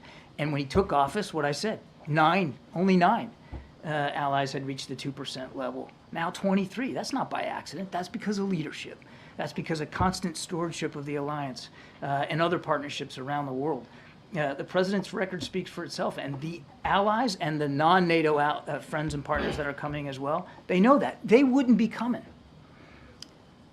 New Zealand, Japan, South Korea, to a NATO summit if they didn't believe in American leadership and how important it is, and if they didn't believe that President Biden takes that responsibility extremely seriously. John Kirby speaking from the White House podium, press secretary podium right now. I don't believe that.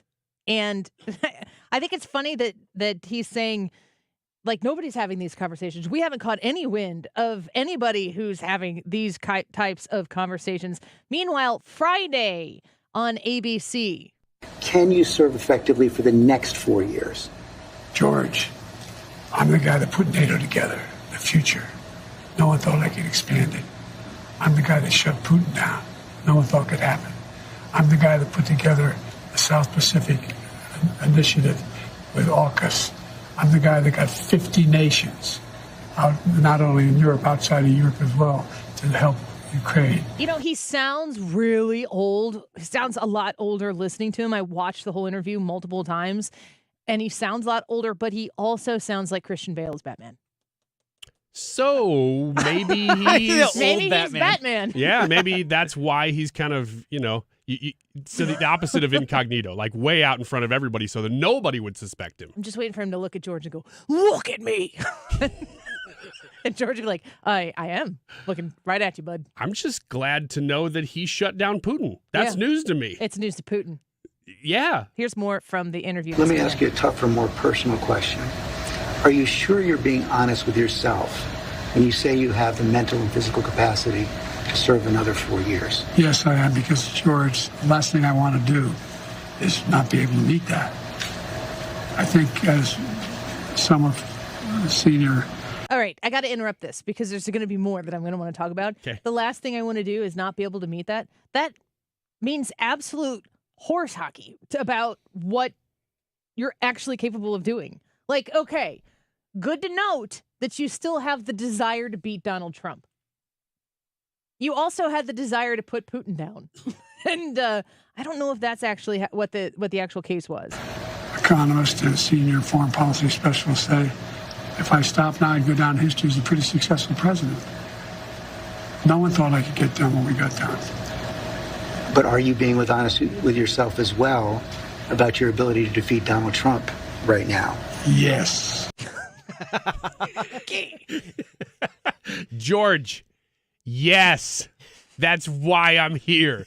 It's literally the only reason I'm here. It's why I gave you those note cards. Go back and watch that interview. I'm very curious. I would like to know what the stage looked like on the opposite side of the cameras, because every time Stephanopoulos asks a question that is a little bit more pressing than the last, because I think that, I mean, this is new frontier for this media against Joe Biden, which makes me think they just don't think Joe Biden is the guy anymore. And he's not cooperating, so they got to shift.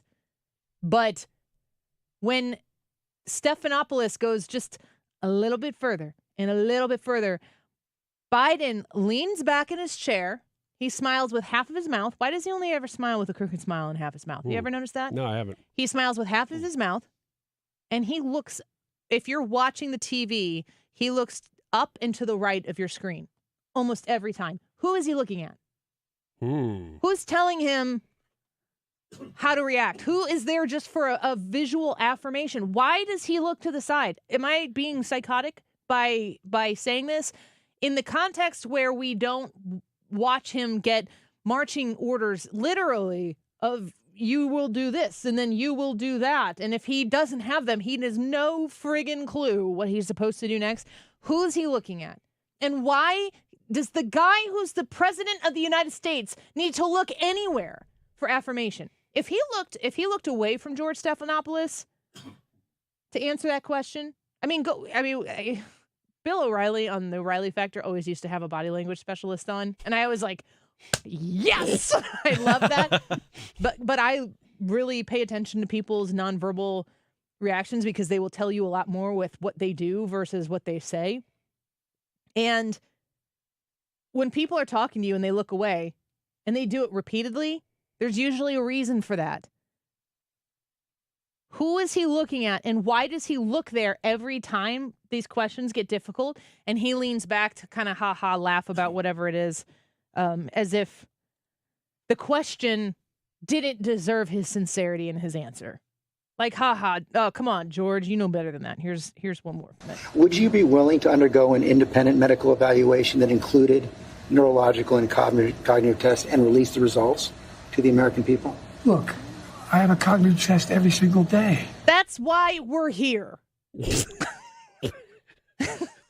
I think he might have meant literally, though. Oh, what was the thing that Trump said? He was like, bear, TV, VCR, fern, or something. I don't remember what it was. Do you know what I'm talking about? No, I don't. They gave him some sort of cognitive test because if you just ask him, he'll tell you how good it was. Yeah. He talked about it in the debate, how great he was. Right. But I think that they would like show him a pattern, and then I think maybe he had to repeat it or something. I don't know. He just said it out loud. But there's copy points. There are vid clips of him just going like apple, cup, Pepsi, pencil, George of the Jungle or something like that. And it's like, and the left plays it over and over and over again. Like, gosh, come see how stupid this guy looks. And the right is like, it's stupid, but really funny. And we'll allow it. I got to say, when you ask the question, who does he keep looking at off camera? The only answer that came into my head was the church lady. Could it be Satan? Exactly. Here's the rest of that clip here real quick. Every day I have that test. Everything I do. Not only am I campaigning, but I'm running the world. Yeah, that's the problem, dude. Now listen, Corinne Jean-Pierre just started taking questions. I think she knew that we were going into a hard break, and she's like, I'll wait until the Annie Fry show goes to hard break and She's sneak watching this the live in here. stream. Let's Mystery Science Theater it when we come back. Yeah. And we'll only put you through as much as we can handle, which is similar to you. We'll be right back. This is a consumer alert to all U.S. taxpayers who owe the IRS back taxes or have unfiled tax returns. If you owe $10,000 or more in back taxes, you can now take advantage of active programs that provide relief to struggling taxpayers and may reduce or eliminate what you owe if you qualify. Even if you are facing liens, levies, audits, wage garnishment, or already in a payment plan, call the Easy Tax Relief Helpline now to check what savings you may qualify for at 800-505-8196. You may qualify to reduce up to 99% of what you owe or for other special programs. Once qualified and enrolled, you can rest assured that your assets are protected and all collection efforts will be stopped. Billions of dollars in savings are available through these relief programs for struggling taxpayers, but you must call to see if you qualify. To see what savings you qualify for, call 800-505-8196. 800-505-8196. That's 800-505-8196. Air Comfort Service. They're online at aircomfortservice.com, and they are there for you. I promise that if you have anything HVAC currently plaguing your home, your loved one's home, I know in the middle of the summer, we've got to be checking on our loved ones who might not be checking on these issues themselves, or the air gets hot in the house and they just kind of sit and deal with it, whatever.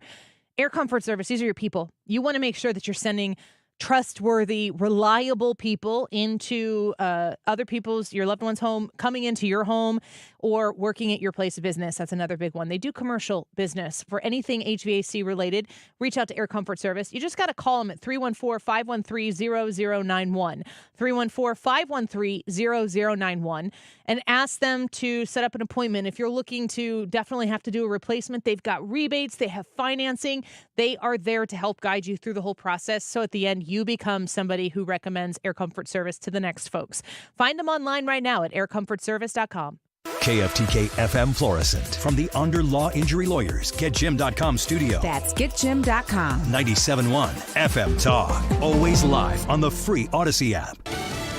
The president's not backing down. Lisa Brady, Fox News, for a third week rejecting calls to drop out. I am not going anywhere. Along with that MSNBC interview today, President Biden also sending a letter to Democrats in Congress arguing it's time for the party to unite. This as he prepares to host a NATO summit beginning tomorrow with a big part of the focus on Ukraine. What you're going to see over the course of the week is a very set of strong signals and messages to Mr. Putin that he can't wait NATO out, can't wait the United States out, that we're going to continue to support Ukraine. National Security Communications Advisor John Kirby says new steps will be announced to strengthen NATO's partnership with Ukraine. Kirby also says there's been no indication that any allies need reassurance about the president's abilities after last month's debate. For the former president, the convention countdown is on. Former President Donald Trump continues to rally support with campaign stops in Florida and Pennsylvania this week, ahead of the Republican National Convention 1 week away in Milwaukee, where parking restrictions are already in place and where the former president will officially accept the party's nomination and announce his vice presidential pick. Fox's Jeff Manasso, the party's platform committee, has reportedly adopted a policy document that drops a national abortion ban from the platform. A Sean Hannity interview with former President Trump airs tonight at 9 Eastern. On Fox News Channel. Parts of the western U.S. sweltering under a record heat wave. In Oregon, officials just reporting 4 suspected heat-related deaths in Multnomah County, which includes Portland. Texas is getting battered by Beryl. Houston Mayor John Whitmire. Beryl has certainly taken its path, its eye across West Houston, and most of the city is experiencing the dirty side of a very serious hurricane. More than 2 million power outages and at least 2 deaths from falling trees on homes after landfall early today. America is listening to Fox News. Did you know you can get your prescriptions for less at your local pharmacy? You can with GoodRx. It's the free app that can save you money on your medications. Just search for your prescription, choose the pharmacy and the price that works best for you, and then show your GoodRx coupon to your pharmacist at the drop-off counter. GoodRx works at over 70,000 pharmacies, including Walmart, Rite Aid, and Walgreens, and it works whether you have insurance or not. It's easy to save. Next time you drop off your prescription, check GoodRx. To start saving today, go to GoodRx.com. GoodRx is not insurance. The best things in life, they come in twos. 2 scoops of ice cream, 2 tacos. And now for a limited time, get our best deal of the year. Buy any phone when you switch to Consumer Cellular and get 2 months of service free. That's right, the same fast, reliable nationwide coverage as Big Wireless, now with 2 months free. Proof the best things in life really do come in twos. Visit consumercellular.com or call 1-888-FREEDOM. Second and third month of monthly base service fee waived for new customers with the purchase of a phone and activation by July 31st, 2024. Taxes, fees, and third-party charges will apply. See website for additional details.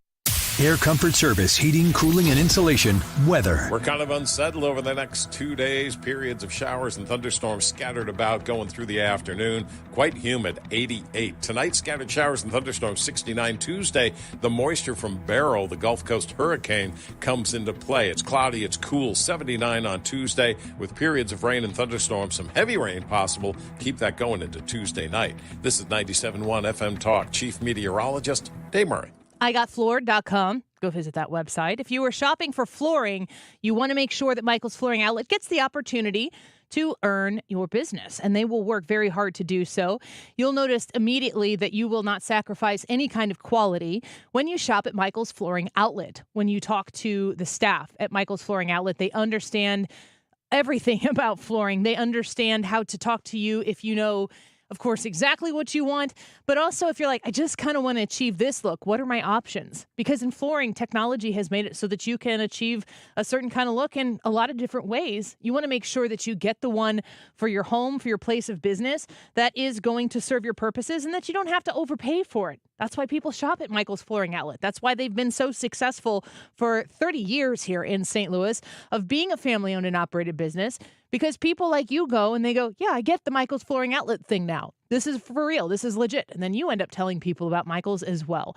You can check them out online at IGotFloored.com. If you have a problem with the IRS, believe me, it's not going away on its own. The IRS never gives up. They have endless resources, so they control the game. Well, your tax problems can end. I'm attorney Lance Drury with the Drury Law Firm, a local tax resolution firm with an A+ rating from the Better Business Bureau. I've handled thousands of IRS cases over the last 15 years. So when you hire me, you won't be speaking long distance or sending money to some TV pitchman that's riddled with consumer complaints. Your first visit is completely free and confidential, and I'll tell you on the spot exactly how much it will cost. So call me, Lance Drury, at 314-260-6120. That's 314-260-6120. Or go to Lance, DRURY law.com. If you have IRS issues, you need a local attorney. You need me, Lance Drury. The choice of a lawyer is an important decision and should not be based solely upon advertisements. Our goal at Neovitin is to make supporting your nutrition as easy as possible.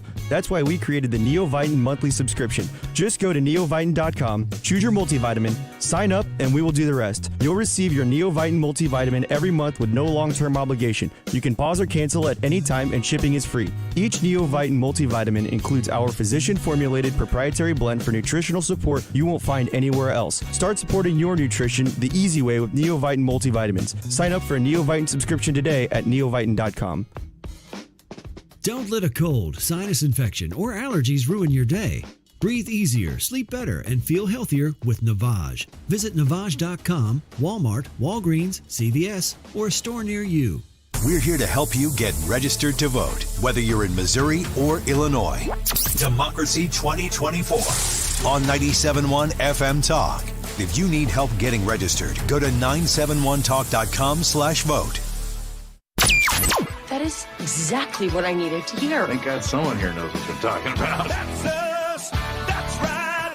Gotta love this American ride. All right, you need to take the time and get the full picture. Come on, turn the radio on. It's Saturday and I won't be long. Don't get me wrong. I love the ladies. I mean, they rev my engine, but they don't belong in the newsroom. It is Anchor Man, not Anchor Lady. I'm not America's sweetheart. Goodness sake, kid. Keep your voice down. Your father's listening to the radio. I'm not America's sweetheart. This is the Annie Fry Show. Now, you probably heard we had a little debate last week. Can't say it was my best performance. We love it, John. We But ever since then, there's been a lot of speculation. What's Joe going to do? Is he going to stay in the race? Is he going to drop out? What's he going to do?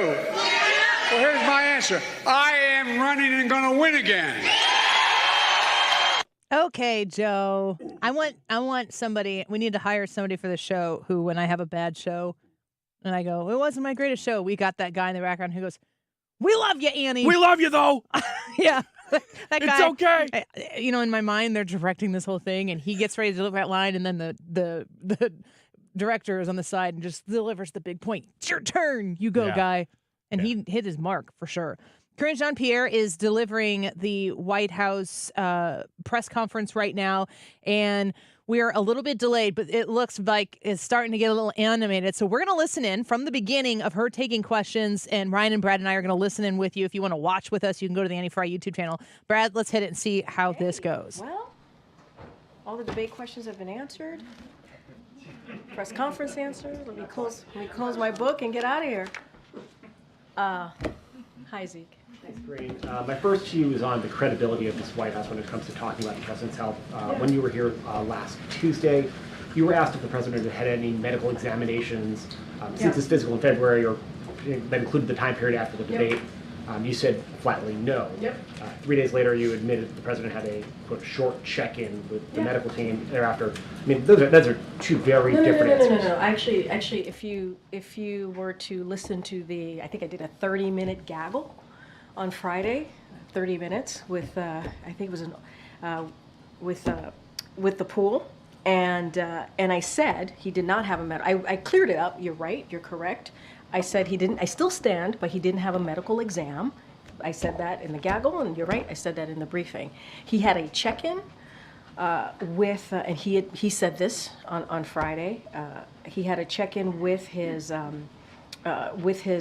medical doctor, which is something that he does a couple times a week, as you know, and I stated this as well. He has, for those who don't know, obviously outside of the briefing room, outside of the White House, many Americans don't actually understand this, so let's take a step back. They deal with their medical issues or physicals very, very differently. They are very, they are lucky if they get to see their doctor once or twice a year, right? They have to get in a car, they have to either take public transportation in order to make that happen. The president's medical unit is literally down on the other side of the colonnade, is just down the steps from the residence, and so a couple times a week he does a check-in, a verbal check-in with his doctor while he's exercising. That is something that happens often. Matter of fact, he did a check-in today because I know folks were going to ask about if he was tested for COVID. He was not. We are following CDC guidance. He was not tested for COVID, just to let you guys know about that one. And if he has any symptoms, obviously we would test him. Is that in the context of the second gentleman's diagnosis? Yes, which is why. No.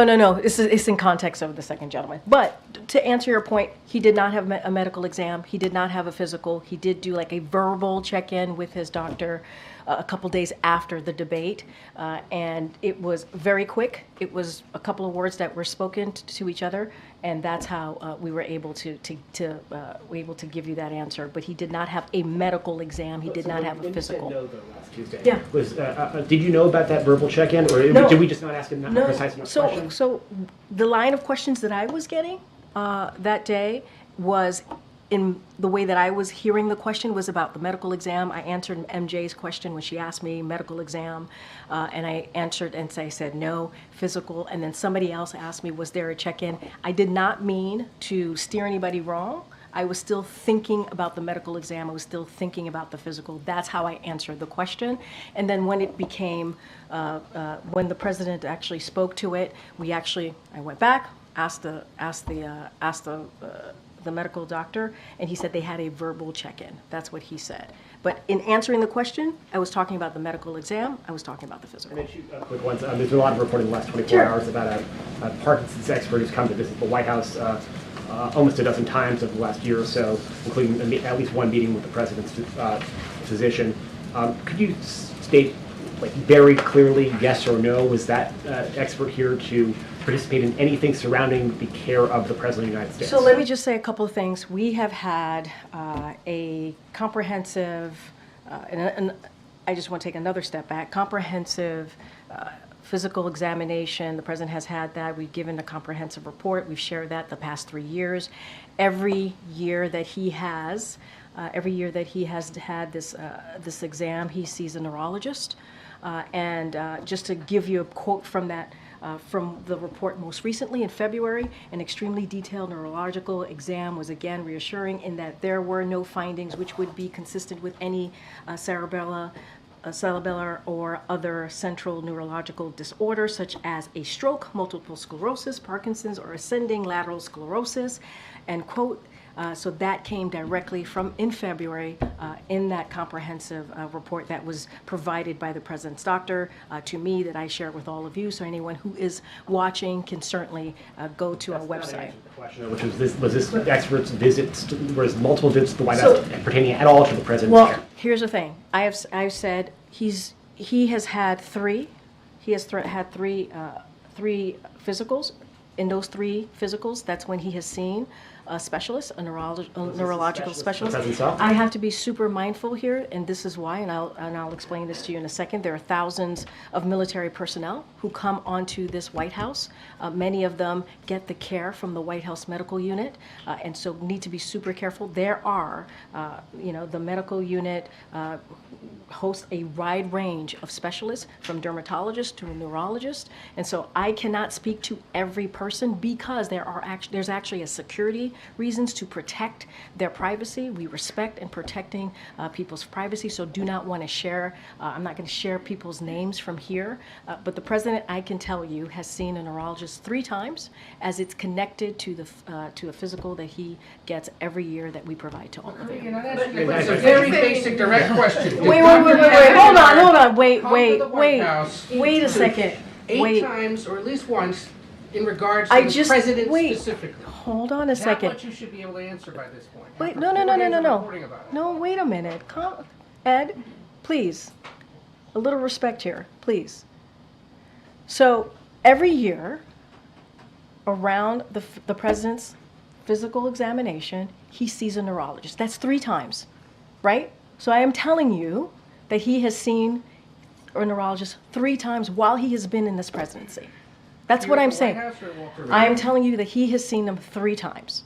That is what I'm sharing with you, right? So every time he has a physical, he has had to see a neurologist. So that is answering that question. No, it's not. No, it is. It is. You're Dr. asking Kevin me. Kennard, come to the White House But I specifically also about the said to you, conditions. Ed, I also said to you, for security reasons, we cannot share names. We cannot share names. You cannot We share have to. names We have of to. others he would have met with. We but cannot. You can share names in regards to if someone came here in regards to the president. We cannot share names of specialists broadly, from a dermatologist to a neurologist. We cannot share names. There are security reasons. We have to protect.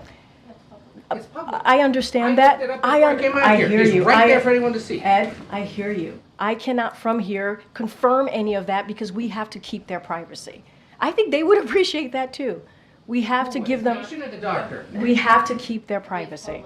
It's public information. I hear you. And you're going to allow this to fester longer, Kirby, unless the White House answers the question. Hold on a second. There's no reason to go back and forth and be in this aggressive way. Miffed around here about how information's been shared with the press corps about him. What are you missed about? What are you missed about? Everything he just asked about. And then every time I come back and I answer the question that you guys asked. Correctly, you didn't have to come back and clean it up. I never answered the question incorrectly. That is not true. I was asked about a medical exam. I was asked about a physical. That was in the line of question that I answered. And I said, no, he did not have a medical exam, and I still stand by that. Matter of fact, the president still stands by that. He had a verbal check-in. That is something that the president has a couple times a week. A couple times a week. Now in regards to Dr. Kevin Kennard. And I am telling you right now that I am not confirming names from here. It is a security reasons. I am not going to do that, Ed. It doesn't matter how hard you push me. It doesn't matter how angry you get with me. I'm not going to confirm a name. It doesn't matter if it's even in the log. I am not going to do that from here. That is not something I am going to do. What I can share with you is that the president has seen a neurologist for his physical 3 times. 3 times. And it is in the reporting that we share a comprehensive reporting. Matter of fact, it's more than what the last guy shared, and it is in line with what George W. Bush did. It's in line with what Obama did. And so it is comprehensive, it is out there. I just read a quote from it, but I am not going to devolve somebody's name or confirm someone. I'm not going to do that. That is as privacy for that person. I'm not going to do that. It doesn't matter how hard you push me. It doesn't matter how angry you get with me from here. I'm just not going to do that. It is inappropriate. It is not acceptable. So I'm not going to do it. Not about the name. Go ahead. If you cannot confirm the name, can you confirm whether or not the president has seen this Parkinson's specialist? And you mentioned 3 times, but the visitor logs show a duration of 8 visits over 8 months. I think that is the crux of the question. But I also said there are thousands of military personnel that come to the White House, and they are under the care of the medical unit. They are. So can you confirm that the Parkinson's specialist visits were for the president or not? What I can tell you is that the president has seen a neurologist 3 times, and I read to you what the neurologist has said, and I read to you the last line. I could say it again. No findings which would be consistent with any cerebellar or other central neurological disorders such as stroke, multiple sclerosis, Parkinson's, or ascending lateral sclerosis. That is from February. That is coming from February. That is what the medical unit, the president's doctor, shared. And I said to you, it's happened 3 times. Each time there is a physical that occurs, and we put out a comprehensive report. That is when he has been able to see a specialist. So that's what I can share. Question on this. Has the president, you mentioned Parkinson's, multiple sclerosis, all of these things. One diagnosis that we have heard of, potential diagnosis, is hydrocephalus, which is fluid buildup in the brain. It's something we've never heard in any of the medical reports. Is that something that the president has been about? If it's not in the medical report, obviously it's not something that the president is dealing with. Well, I can tell you this. Just going back to Parkinson's for a little bit, so to give you some answers here. Has the president been treated for Parkinson's? No. Is he being treated for Parkinson's? No, he's not. Is he taking medication for Parkinson's? No. So those are the things that I can give you full-blown answers on. But I'm not going to confirm a specialist, any specialist that comes to the White House out of privacy. Question is, will the president go to the Hill today? I know we saw his letter. Is he intending to have this conversation face to face with him? So look, the president, obviously this is someone who is a senator for 36 years, who was the president of the Senate as when he was vice president for 8 years. And he truly respects the members of Congress, and has always and will always do that, especially as a former senator. And I will say, and you've heard us say this before, or most recently, is this is a president who's won the primary, right, by 14 million votes, 87% of those votes, so certainly. And look, I don't have any engagements to read out, outside of that. But I will say that the president was in Pennsylvania. I just mentioned at the top, he got to see Senator Fetterman, Senator Casey. He also got to see Congresswoman Dean. He spent some time with them. They traveled across Pennsylvania. And I will say, when the president gets knocked down, he gets back up. This is quintessential Joe Biden. And there are a long list of other congressional members who have shown their support for this president. I don't have anything else to read out. You saw the letter. The letter was, I think, pretty clear on where the president stands, and I'll just leave it there. Yeah. You've noted that there are thousands within the Walter Reed system who may be treated by a specialist who visits here at the White House, but this neurologist had a meeting with the president's physician, with his doctor. You're refusing to say if he was here to evaluate the president or if he was consulting on the president's health, so what then was that meeting about? And I will say that Dr. O'Connor leads the medical unit. He leads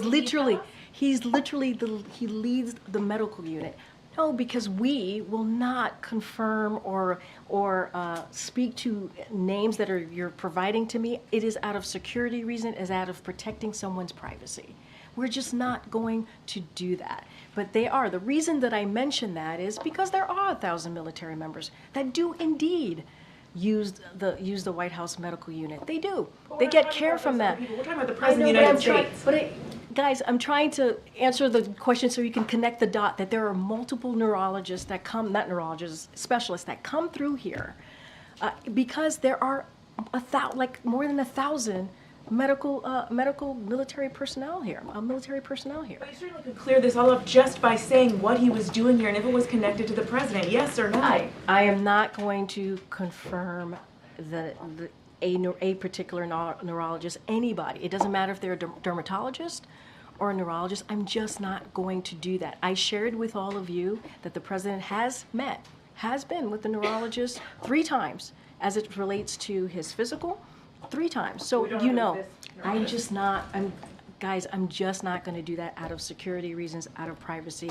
It is not something that I'm going to do. A measure of privacy, we have to be able to give people from here. One other question. The president's doctor, you say, has seen no reason to evaluate him for Parkinson's since his physical in February. Is that based on these verbal check-ins that you've been describing, based on his public appearances? Wait, say that one more time. You've said that the president's doctor has seen no reason to evaluate him or reevaluate him for Parkinson's since that physical in February. What is that based on? Is it these verbal check-ins? I never said that.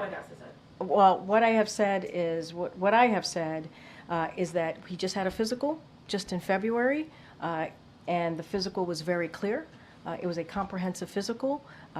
We gave out a report on that, and you know, as it relates to the check-ins, that is something that is common. The president has a medical unit that is literally down the hall that he's able to check in with when necessary. They normally do it while he's exercising. That is not uncommon. It is very different. It is very different than any everyday American. They do not have that option. They do not have that access because he's president of the United States. Every other president has had that access, and they are able to do that. So just to be clear, yes or no, has his physician seen a reason to reevaluate him for Parkinson's since the February physical? No. The comprehensive report that you all have stands. The president obviously will have another physical, and we'll wait for that physical. Great. So the president has said twice that he's had neurological evaluations as part of his physicals, you know, in these various interviews today and also on ABC. But there have been a number of people who have said, listen, you know, why don't you have a cognitive test just to rule out that there are any issues? Would the president, you know, would you counsel him to do that just to sort of put an end to these questions? Andre, I hear you. The neurologists have said it is not warranted. The president himself, he said it today, he said it multiple times, and the doctor has said this. Everything that he does day in and day out as it relates to delivering for the American people is a cognitive test. And that is what the medical doctor has said. That is what the specialist has said. I just want to take a step back for a second, because I do take offense to what Ed alluded to. You know, come out here, every day there's a press briefing, and we do our best to give you the information that we have at the time. That's what we do. And we understand that the freedom of the press, we respect the freedom of the press. You heard me talk about this last week. I appreciate the back and forth that we all have. I try to respect you, and I hope you try to respect me. And we literally do everything that we can. My team does everything that we can to make sure we get the answers to you. That's what we do. And sometimes we disagree. Sometimes we are not in agreement. But you know what? That's democracy. That is what is important, to have that healthy back and forth.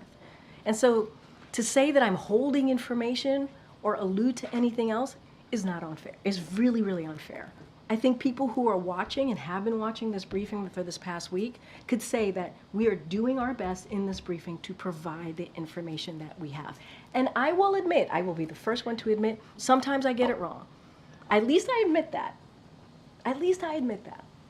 And sometimes I don't have the information. And I will always, always admit that. But I do take offense to what was just happening at the beginning of this briefing. It's not okay. Go ahead. We are seeking clarity. I understand that. And I think what we're trying to say is when a name is in a public record on a waives form, that it is in the public domain. Yep. The president could authorize that his medical records or additional medical information could be made public because he could waive HIPAA, he could do those things. And if he chooses to do that, we would like to know more. Part of the reason we are pressing here is that we are not clear on what has happened, and therefore the American people to whom we report don't have a sense of it. So that's what we're trying to do. Yeah. And so but the personal attacks is not okay. And so we want to have a just want to positive. be very, very clear here. So the question is, one question is, after a debate that drew days and days and days of scrutiny, why hasn't the president had an in-person physical check-in? Maybe blood work, maybe other things, because when he said he was seen, I certainly thought he had been physically seen, not a phone check-in. So and that's part of what we're saying about how information comes out in waves, and then we may have a different impression. So and I totally this understand has dominated his presidency for 10 days, and he could submit to another exam, a full exam, partial exam, whatever. He can waive his right to make things public. None of us are asking about the military members who might be seeing a physician here. None of us. We are only asking about the president's well-being. Understood. And so that's why we want to understand. When you see on the public records that a physician with his specialty has come to the White House, gone to the residence clinic, and met with the president's physician, we feel like there is more to be said there, and that's what we're asking. And I understand that, Kelly O, and you know I respect you wholeheartedly, and I've known you for some time.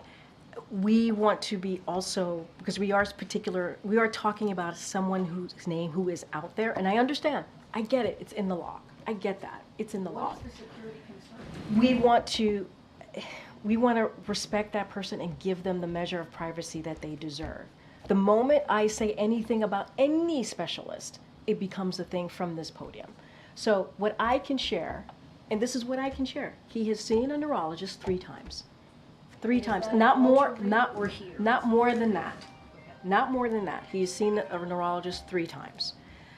And that is connected to the physical, the comprehensive physical that we have been able to share with you. So I think that gives you some information about how many times.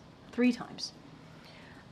And the reason why I am sharing that there are thousands of military personnel, so you also have an understanding, because there are 1,000 military personnel that comes here, and that not just comes here, but under the care of the medical unit, right? They get care from the White House medical unit. There tends to be dermatologists, from dermatologists to neurologists who come through here because the White House medical unit is indeed caring for folks. So I have confirmed 3 times. I just cannot get into details or confirm a name of a person. I cannot do that. There's security reasons. We have to give people a measure of privacy. He would waive some of his records and make those public? I don't know how all of that works. I'm not going to pretend I know how that works. And what I will do is certainly will share that information with the powers that be. I just don't want to get into a back and forth on that particular question. Yeah. Thanks, Corinne. I mean, to Kellyo's point, the president today, when he called into Morning Joe, he said that he had released all of his medical records.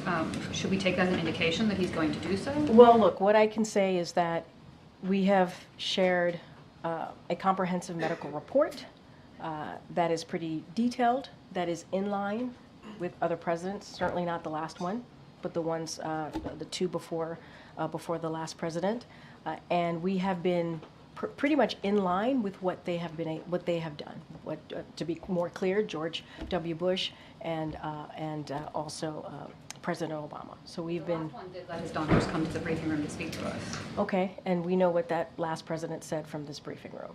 Okay, so and only did 3 or 4 paragraphs. Very different approach. During the call today to MSNBC, was the president reading off of a script?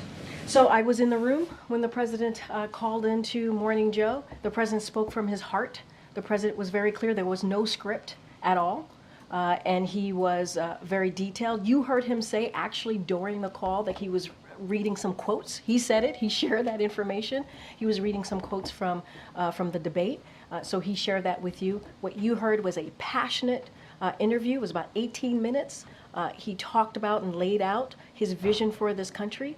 He talked about how he wants to make sure we move forward. I want to be really careful because he also talked about the campaign, which I can't do from here.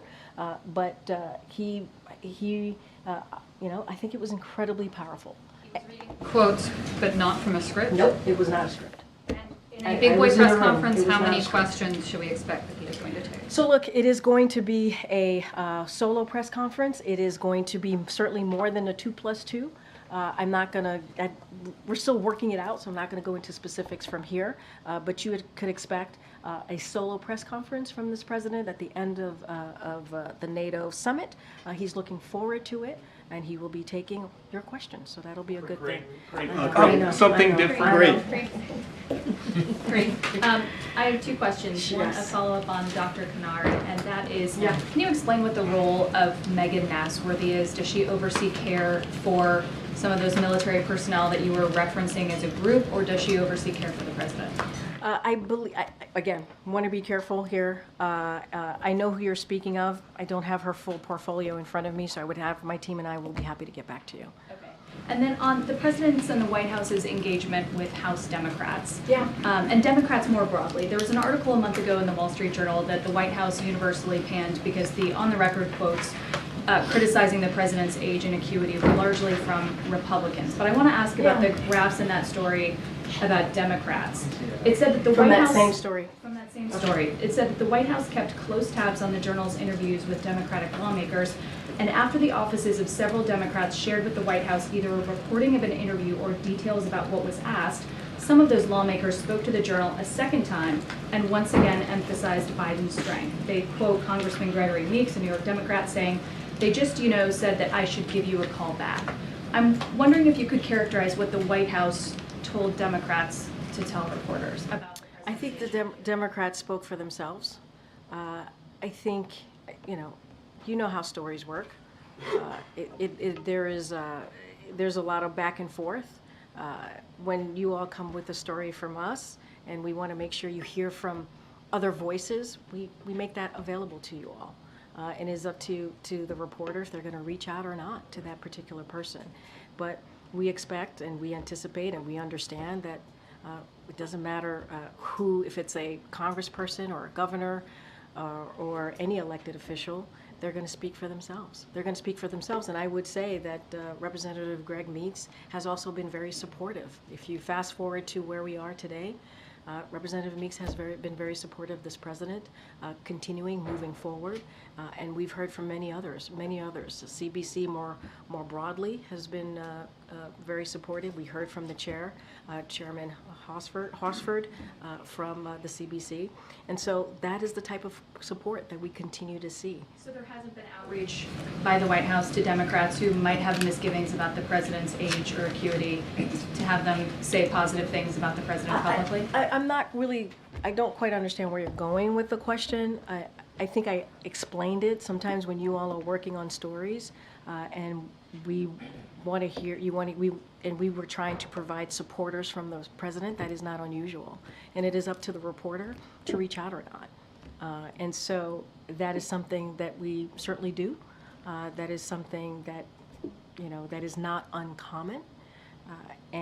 But what I would say more broadly, there are congressional members, as we're talking about what's happening in Congress, as we're talking about the president's outreach, as we're talking about, how we move forward. There are congressional members out there who have been incredibly supportive. We have to remember there are hundreds of House members, and so.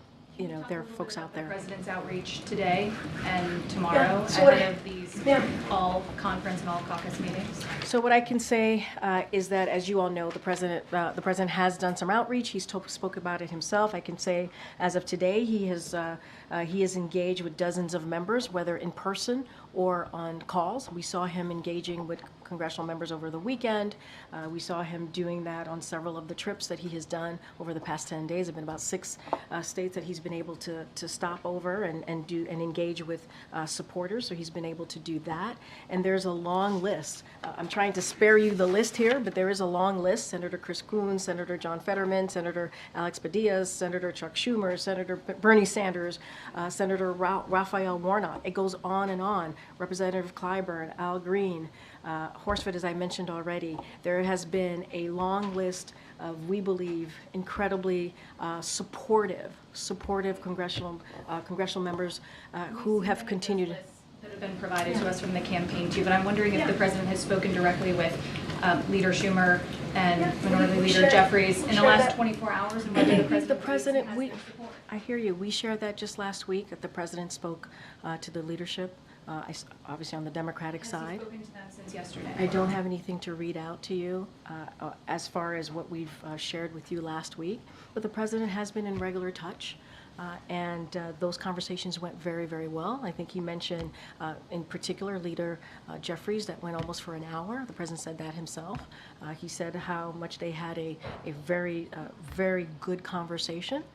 The president saw Congresswoman Dean, as I mentioned. He saw both senators of Pennsylvania as well yesterday, traveled across the state and had really two big events with supporters, with Americans who got to hear directly from the president. And I think that's important. Great. Again, Michael. Thanks, Corinne. Were all three of President Biden's neurological exams that you've confirmed, were they all conducted at Walter Reed?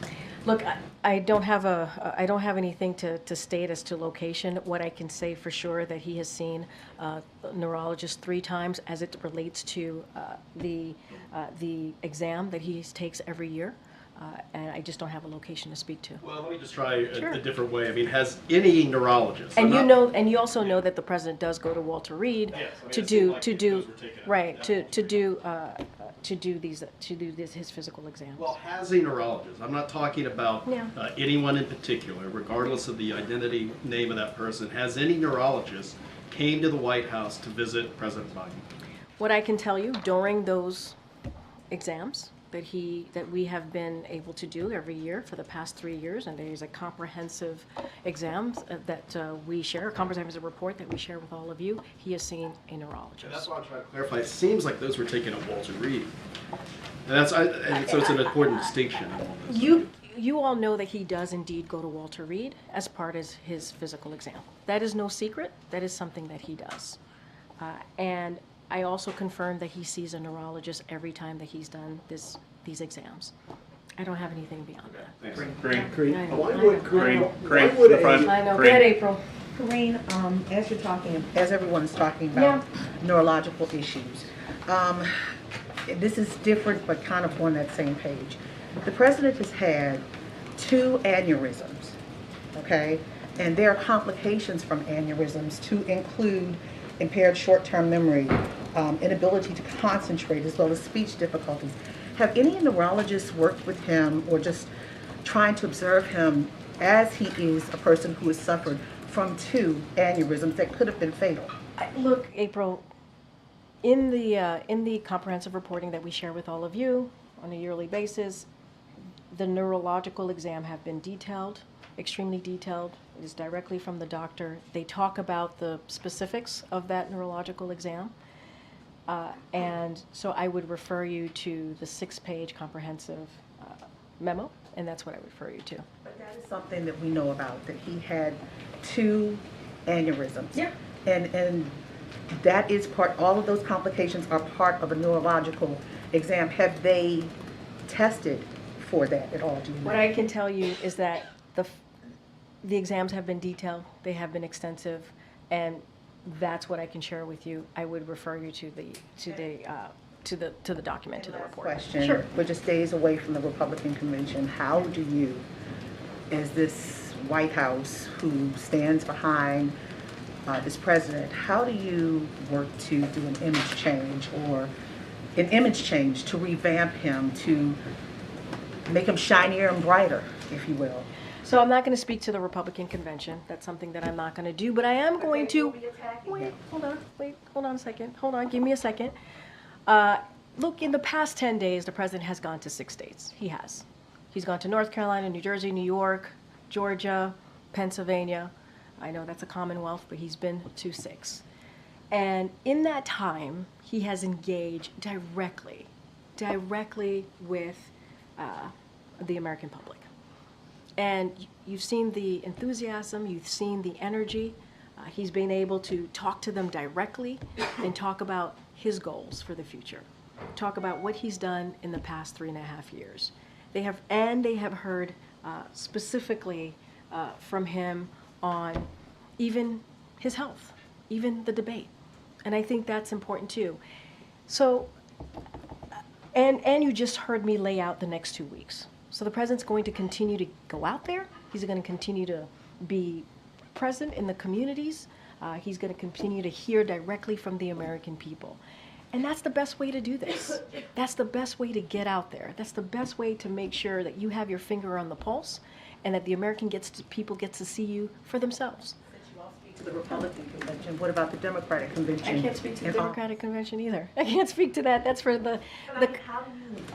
No, but you're asking me to speak to two things that I can't speak to from here. That is something that the campaign and the convention can speak to. Very.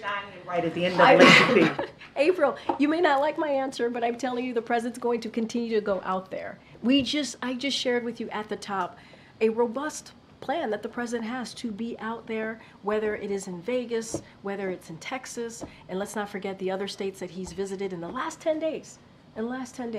There's a stark difference from what we've been doing and what the other side is doing. Stark difference. And so the president is committed. He's going to continue to do that. He wants to engage directly with the American people. 600 people at the church yesterday, 600 people at the event in Harrisburg. That's a pretty good start. And that's just a continuation. That's actually not a start. That's a continuation. Go ahead, Josh. I know. I'm kidding you. Is it still the administration's policy that physicals are done annually? Yes, that is just like every other president has done before this president. We're going to continue to uphold that. So it would be fair to us to assume that as of now, his next expected physical would be next year? It would be next year. The last one was in February. Can you clarify for us, forgive me, I might have missed it, or by design, he will or he won't go to the Hill tomorrow? Say that one more time. I don't have any engagement to share. As you know, NATO is front of mind. That's what he's focused on. You saw that letter that came out from the president. He's going to be focusing on the more than 30 world leaders that are coming here for 75th anniversary of NATO, continuing to show the strength of our alliance. I think it is something that the president's very much looking forward to. And you'll certainly hear from the president on Thursday when he gives his press conference, his big boy press conference, as your colleague Justin has stated many times. I'll give him your regards. Yeah. We shouldn't expect then some sort of big outreach push to member Democratic. I mean, look, I just shared that he has done dozens of calls, not just calls, but also face-to-face, as he did in Pennsylvania. His team, campaign side, they're going to do their thing. We're going to do our thing on our side. And he, respects tremendously Congress. And so he's in regular contact with them, and that's what you're going to continue to see. All right. Thanks, everybody. Thanks, everyone. So Corinne Jean-Pierre just walked away and didn't answer one of Peter Doocy's questions. Or anybody else's. Well, true. And when you put it that way, Peter Doocy, did I miss it? Peter Doocy didn't get a question in. No, he didn't get one. And that was him saying there at the very end, Corinne, you have time for one more question. What a decision to be made by this White House and Corinne Jean-Pierre. We got to take a quick break because we have been airing this basically the entire hour. So stick around. Our thoughts on this when we come back. How will history mark President Donald Trump? That's our YouTube poll. Make sure you go to the YouTube channel and vote. Is he going to be just 45? Is he going to be 45 and 47? And a little clarity on the last option, 45 and 48.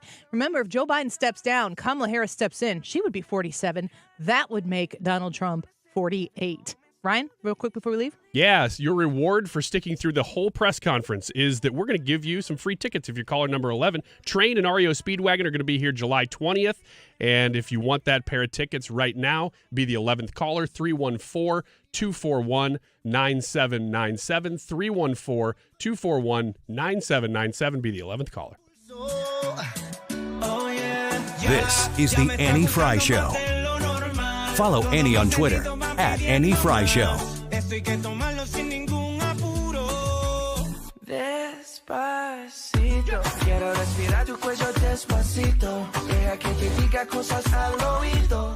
The Retirement Advisory Group, online at retirementkey.com. Thomas Helbig and Bob and Tammy Kershaw are talking directly to you. If you're in your late 50s and your 60s, even if you've just recently retired, have you made the smart moves to protect everything that you've built up? When you reach out to the Retirement Advisory Group, you can set up a free sit-down chat retirement review that can position you so that you are ready to make that move. 314-993-9494. That's the number to call. And schedule your appointment today. Tell them Annie sent you. 314-993-9494. The Retirement Advisory Group has advised many Annie Fry Show listeners and 97.1 listeners. We've been great partners with them. We're very grateful for them. And we're grateful for the opportunity to recommend you to them so that you can get your retirement to that worry-free place. Set up your own retirement review by calling 314-993-9494. Tell them Annie sent you and get the process started today. Find them online at retirementkey.com. For details and a list of all station contest rules, visit www.971talk.com/rules. We've been here 30 years, 30 Christmases in this house, and we have the traditions that most families have. That's Terry talking about her experience with Rhino Shield ceramic coating. We did Rhino Shield 14 years ago, and the house still looks the same as the first day. Rhino Shield really worked with me to help me get just the right nice soft yellow, and it's 14 years later, and it's the same color. The main reason Terry called Rhino Shield is because it's backed by its 25-year transferable warranty. It just sounded wonderful that we could have the house coated with Rhino Shield and not have to worry about it again for 25 years. Take it from Terry. Give Rhino Shield a call now for a free evaluation. 877-25-RHINO. 877-25-RHINO. Or visit 877-25rhino.com. There have been neighbors that have come by and said, "Did you just have your house painted?" Because they wanted to know who the contractor was. And I said, "No, it's actually Rhino Shield." 877-25rhino.com. At Hampton Manor of Wentzville, they go the extra step to make sure their residents feel special. Mark Cox here for my friends at Hampton Manor. I recently stopped by there. You know, their veterans are celebrated with special recognitions, including special pastries created by their pastry chef. They have their own private chef. They'll even feed you lunch if you stop by for a visit at this great senior living community off the Lake St. Louis exit at Highway 70. Schedule your appointment today at WentzvilleAssistedLiving.com. If you have an IRS problem, getting accurate legal advice could help get this all behind you right now. Hi, I'm local attorney Lance Drury with the Drury Law Firm. The IRS made new changes that make it easier to settle your IRS debt for a reduced amount. Not all our clients qualify, but under the IRS's new Fresh Start program, you may be able to resolve your IRS problems quickly and for less money. But don't wait. An IRS problem is a legal problem. You need someone who understands both the IRS and the law. Don't trust your tax problems to some TV personality. The Drury Law Firm has handled thousands of IRS cases over the last 15 years, and your first visit is completely free and confidential. And I'll tell you on the spot exactly how much it will cost. So if you're facing IRS wage levies, bank levies, or tax liens, call me, Lance Drury, at 314-260-6120, or go to LanceDruryLaw.com. If you have IRS issues, you need a local attorney. You need me, Lance Drury. The choice of a lawyer is an important decision and should not be based solely upon advertisements. Are you the decision maker in your company? Consider this. For the first time in decades, there's a better option for a corporate card and spend management platform. Meet Ramp, the only corporate card and spend management system designed to help you spend less money so you can make more. With Ramp, you get full visibility into your company's spending and control who spends what with each vendor. Ramp's software collects and verifies receipts instantly to save your team valuable time. Ramp automates data entry and routine tasks with automated approvals, expense categorization and bill payments, time-consuming tasks. Which means you'll stop wasteful spending and close your books in hours instead of days. Businesses that use Ramp add up to 5% to their bottom line the first year. If you're a decision maker, adding Ramp could be one of the best decisions you've ever made. Get $250 when you join Ramp for free. Just go to ramp.com/free. Ramp.com/free. RAMP.com/free. Cards issued by Sutton Bank and Celtic Bank, members FDIC. Terms and conditions apply. Thursday night, we have a debate that we're going to air right here on 97.1. It is the GOP governor's debate for Missouri, and somebody I know is moderating that What debate. if the loser of the debate just got Illinois? I'll take it. I'm in. Yeah. Let's do you did it. a terrible job. You get Illinois. I'll take them all. I'll take any of them. Yeah. Yes. You know what? I'll take you. I'll take anybody who's going to be there pretty much. If you lose a GOP primary in Illinois or in Missouri. in Missouri, come on over. Have we Yeah. got a spot for you? Yeah, that is now the law of the land as according to the Supreme Court of the Midwest. Specifically from noon to 3, though. Yeah. Man, we really stepped on this one. It's a good idea, though. The debate is Thursday. I'm the moderator of this debate, which is really exciting. I've got a lot of research that I've done and am doing, but I can take questions. I'm able to. I have a stack of questions that have been provided to me that I can choose from, just like that other radio reporter that's interviewing Joe Biden. Thank you for this stack. Yes, but I also am encouraging you to reach out to me. Do you have a question that you would like to ask one of the governor candidates? Kehoe dropped out. He's not in it. So it's Ashcroft and Eigel. You got a question you want asked? Email me, fill out the contact form at anniefryshow.com. You can reach out to me there. Send me an email. Maybe your question will get asked. 2:52. This time check is sponsored by Jerry Kelly Heating and Air Conditioning. It's time for a $98 AC tune-up.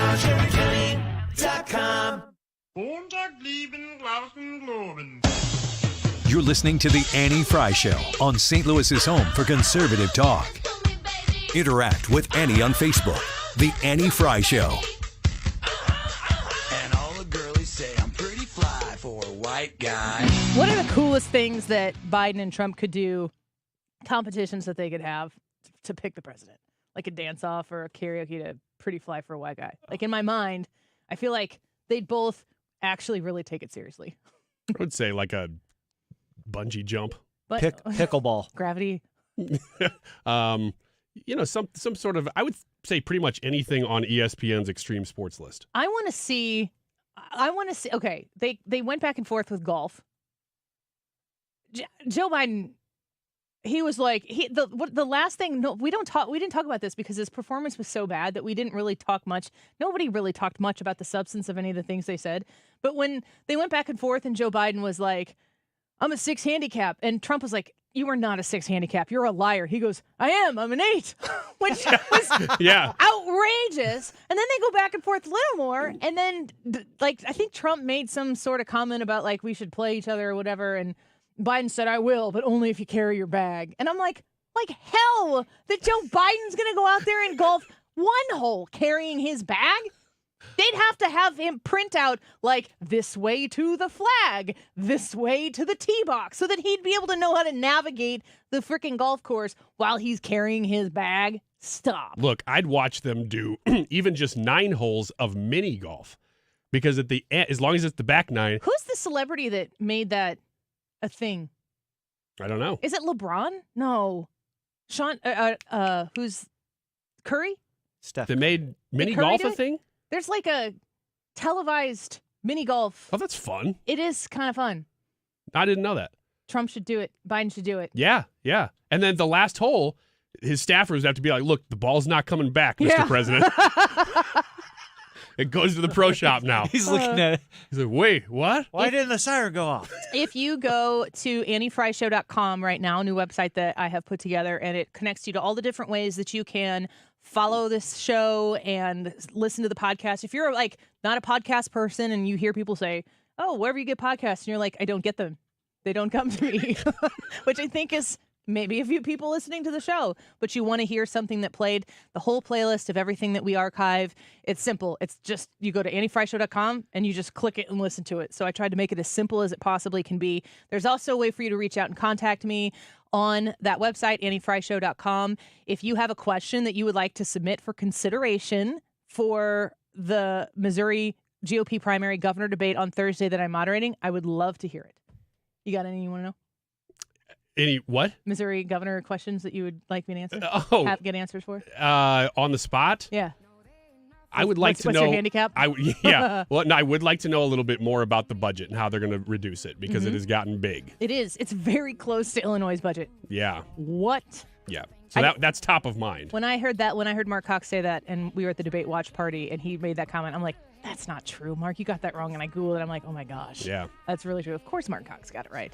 All right. AnnieFryShow.com if you want to submit your questions for the consideration for the Missouri governor debate. We'll carry that live on Thursday night, but you can go get your spot reserved there by going to 971talk.com/events and just register to be able to come. It's a Parkway West High School, I think. I'll get it right next time. Let's stick around. Mark Reardon up next.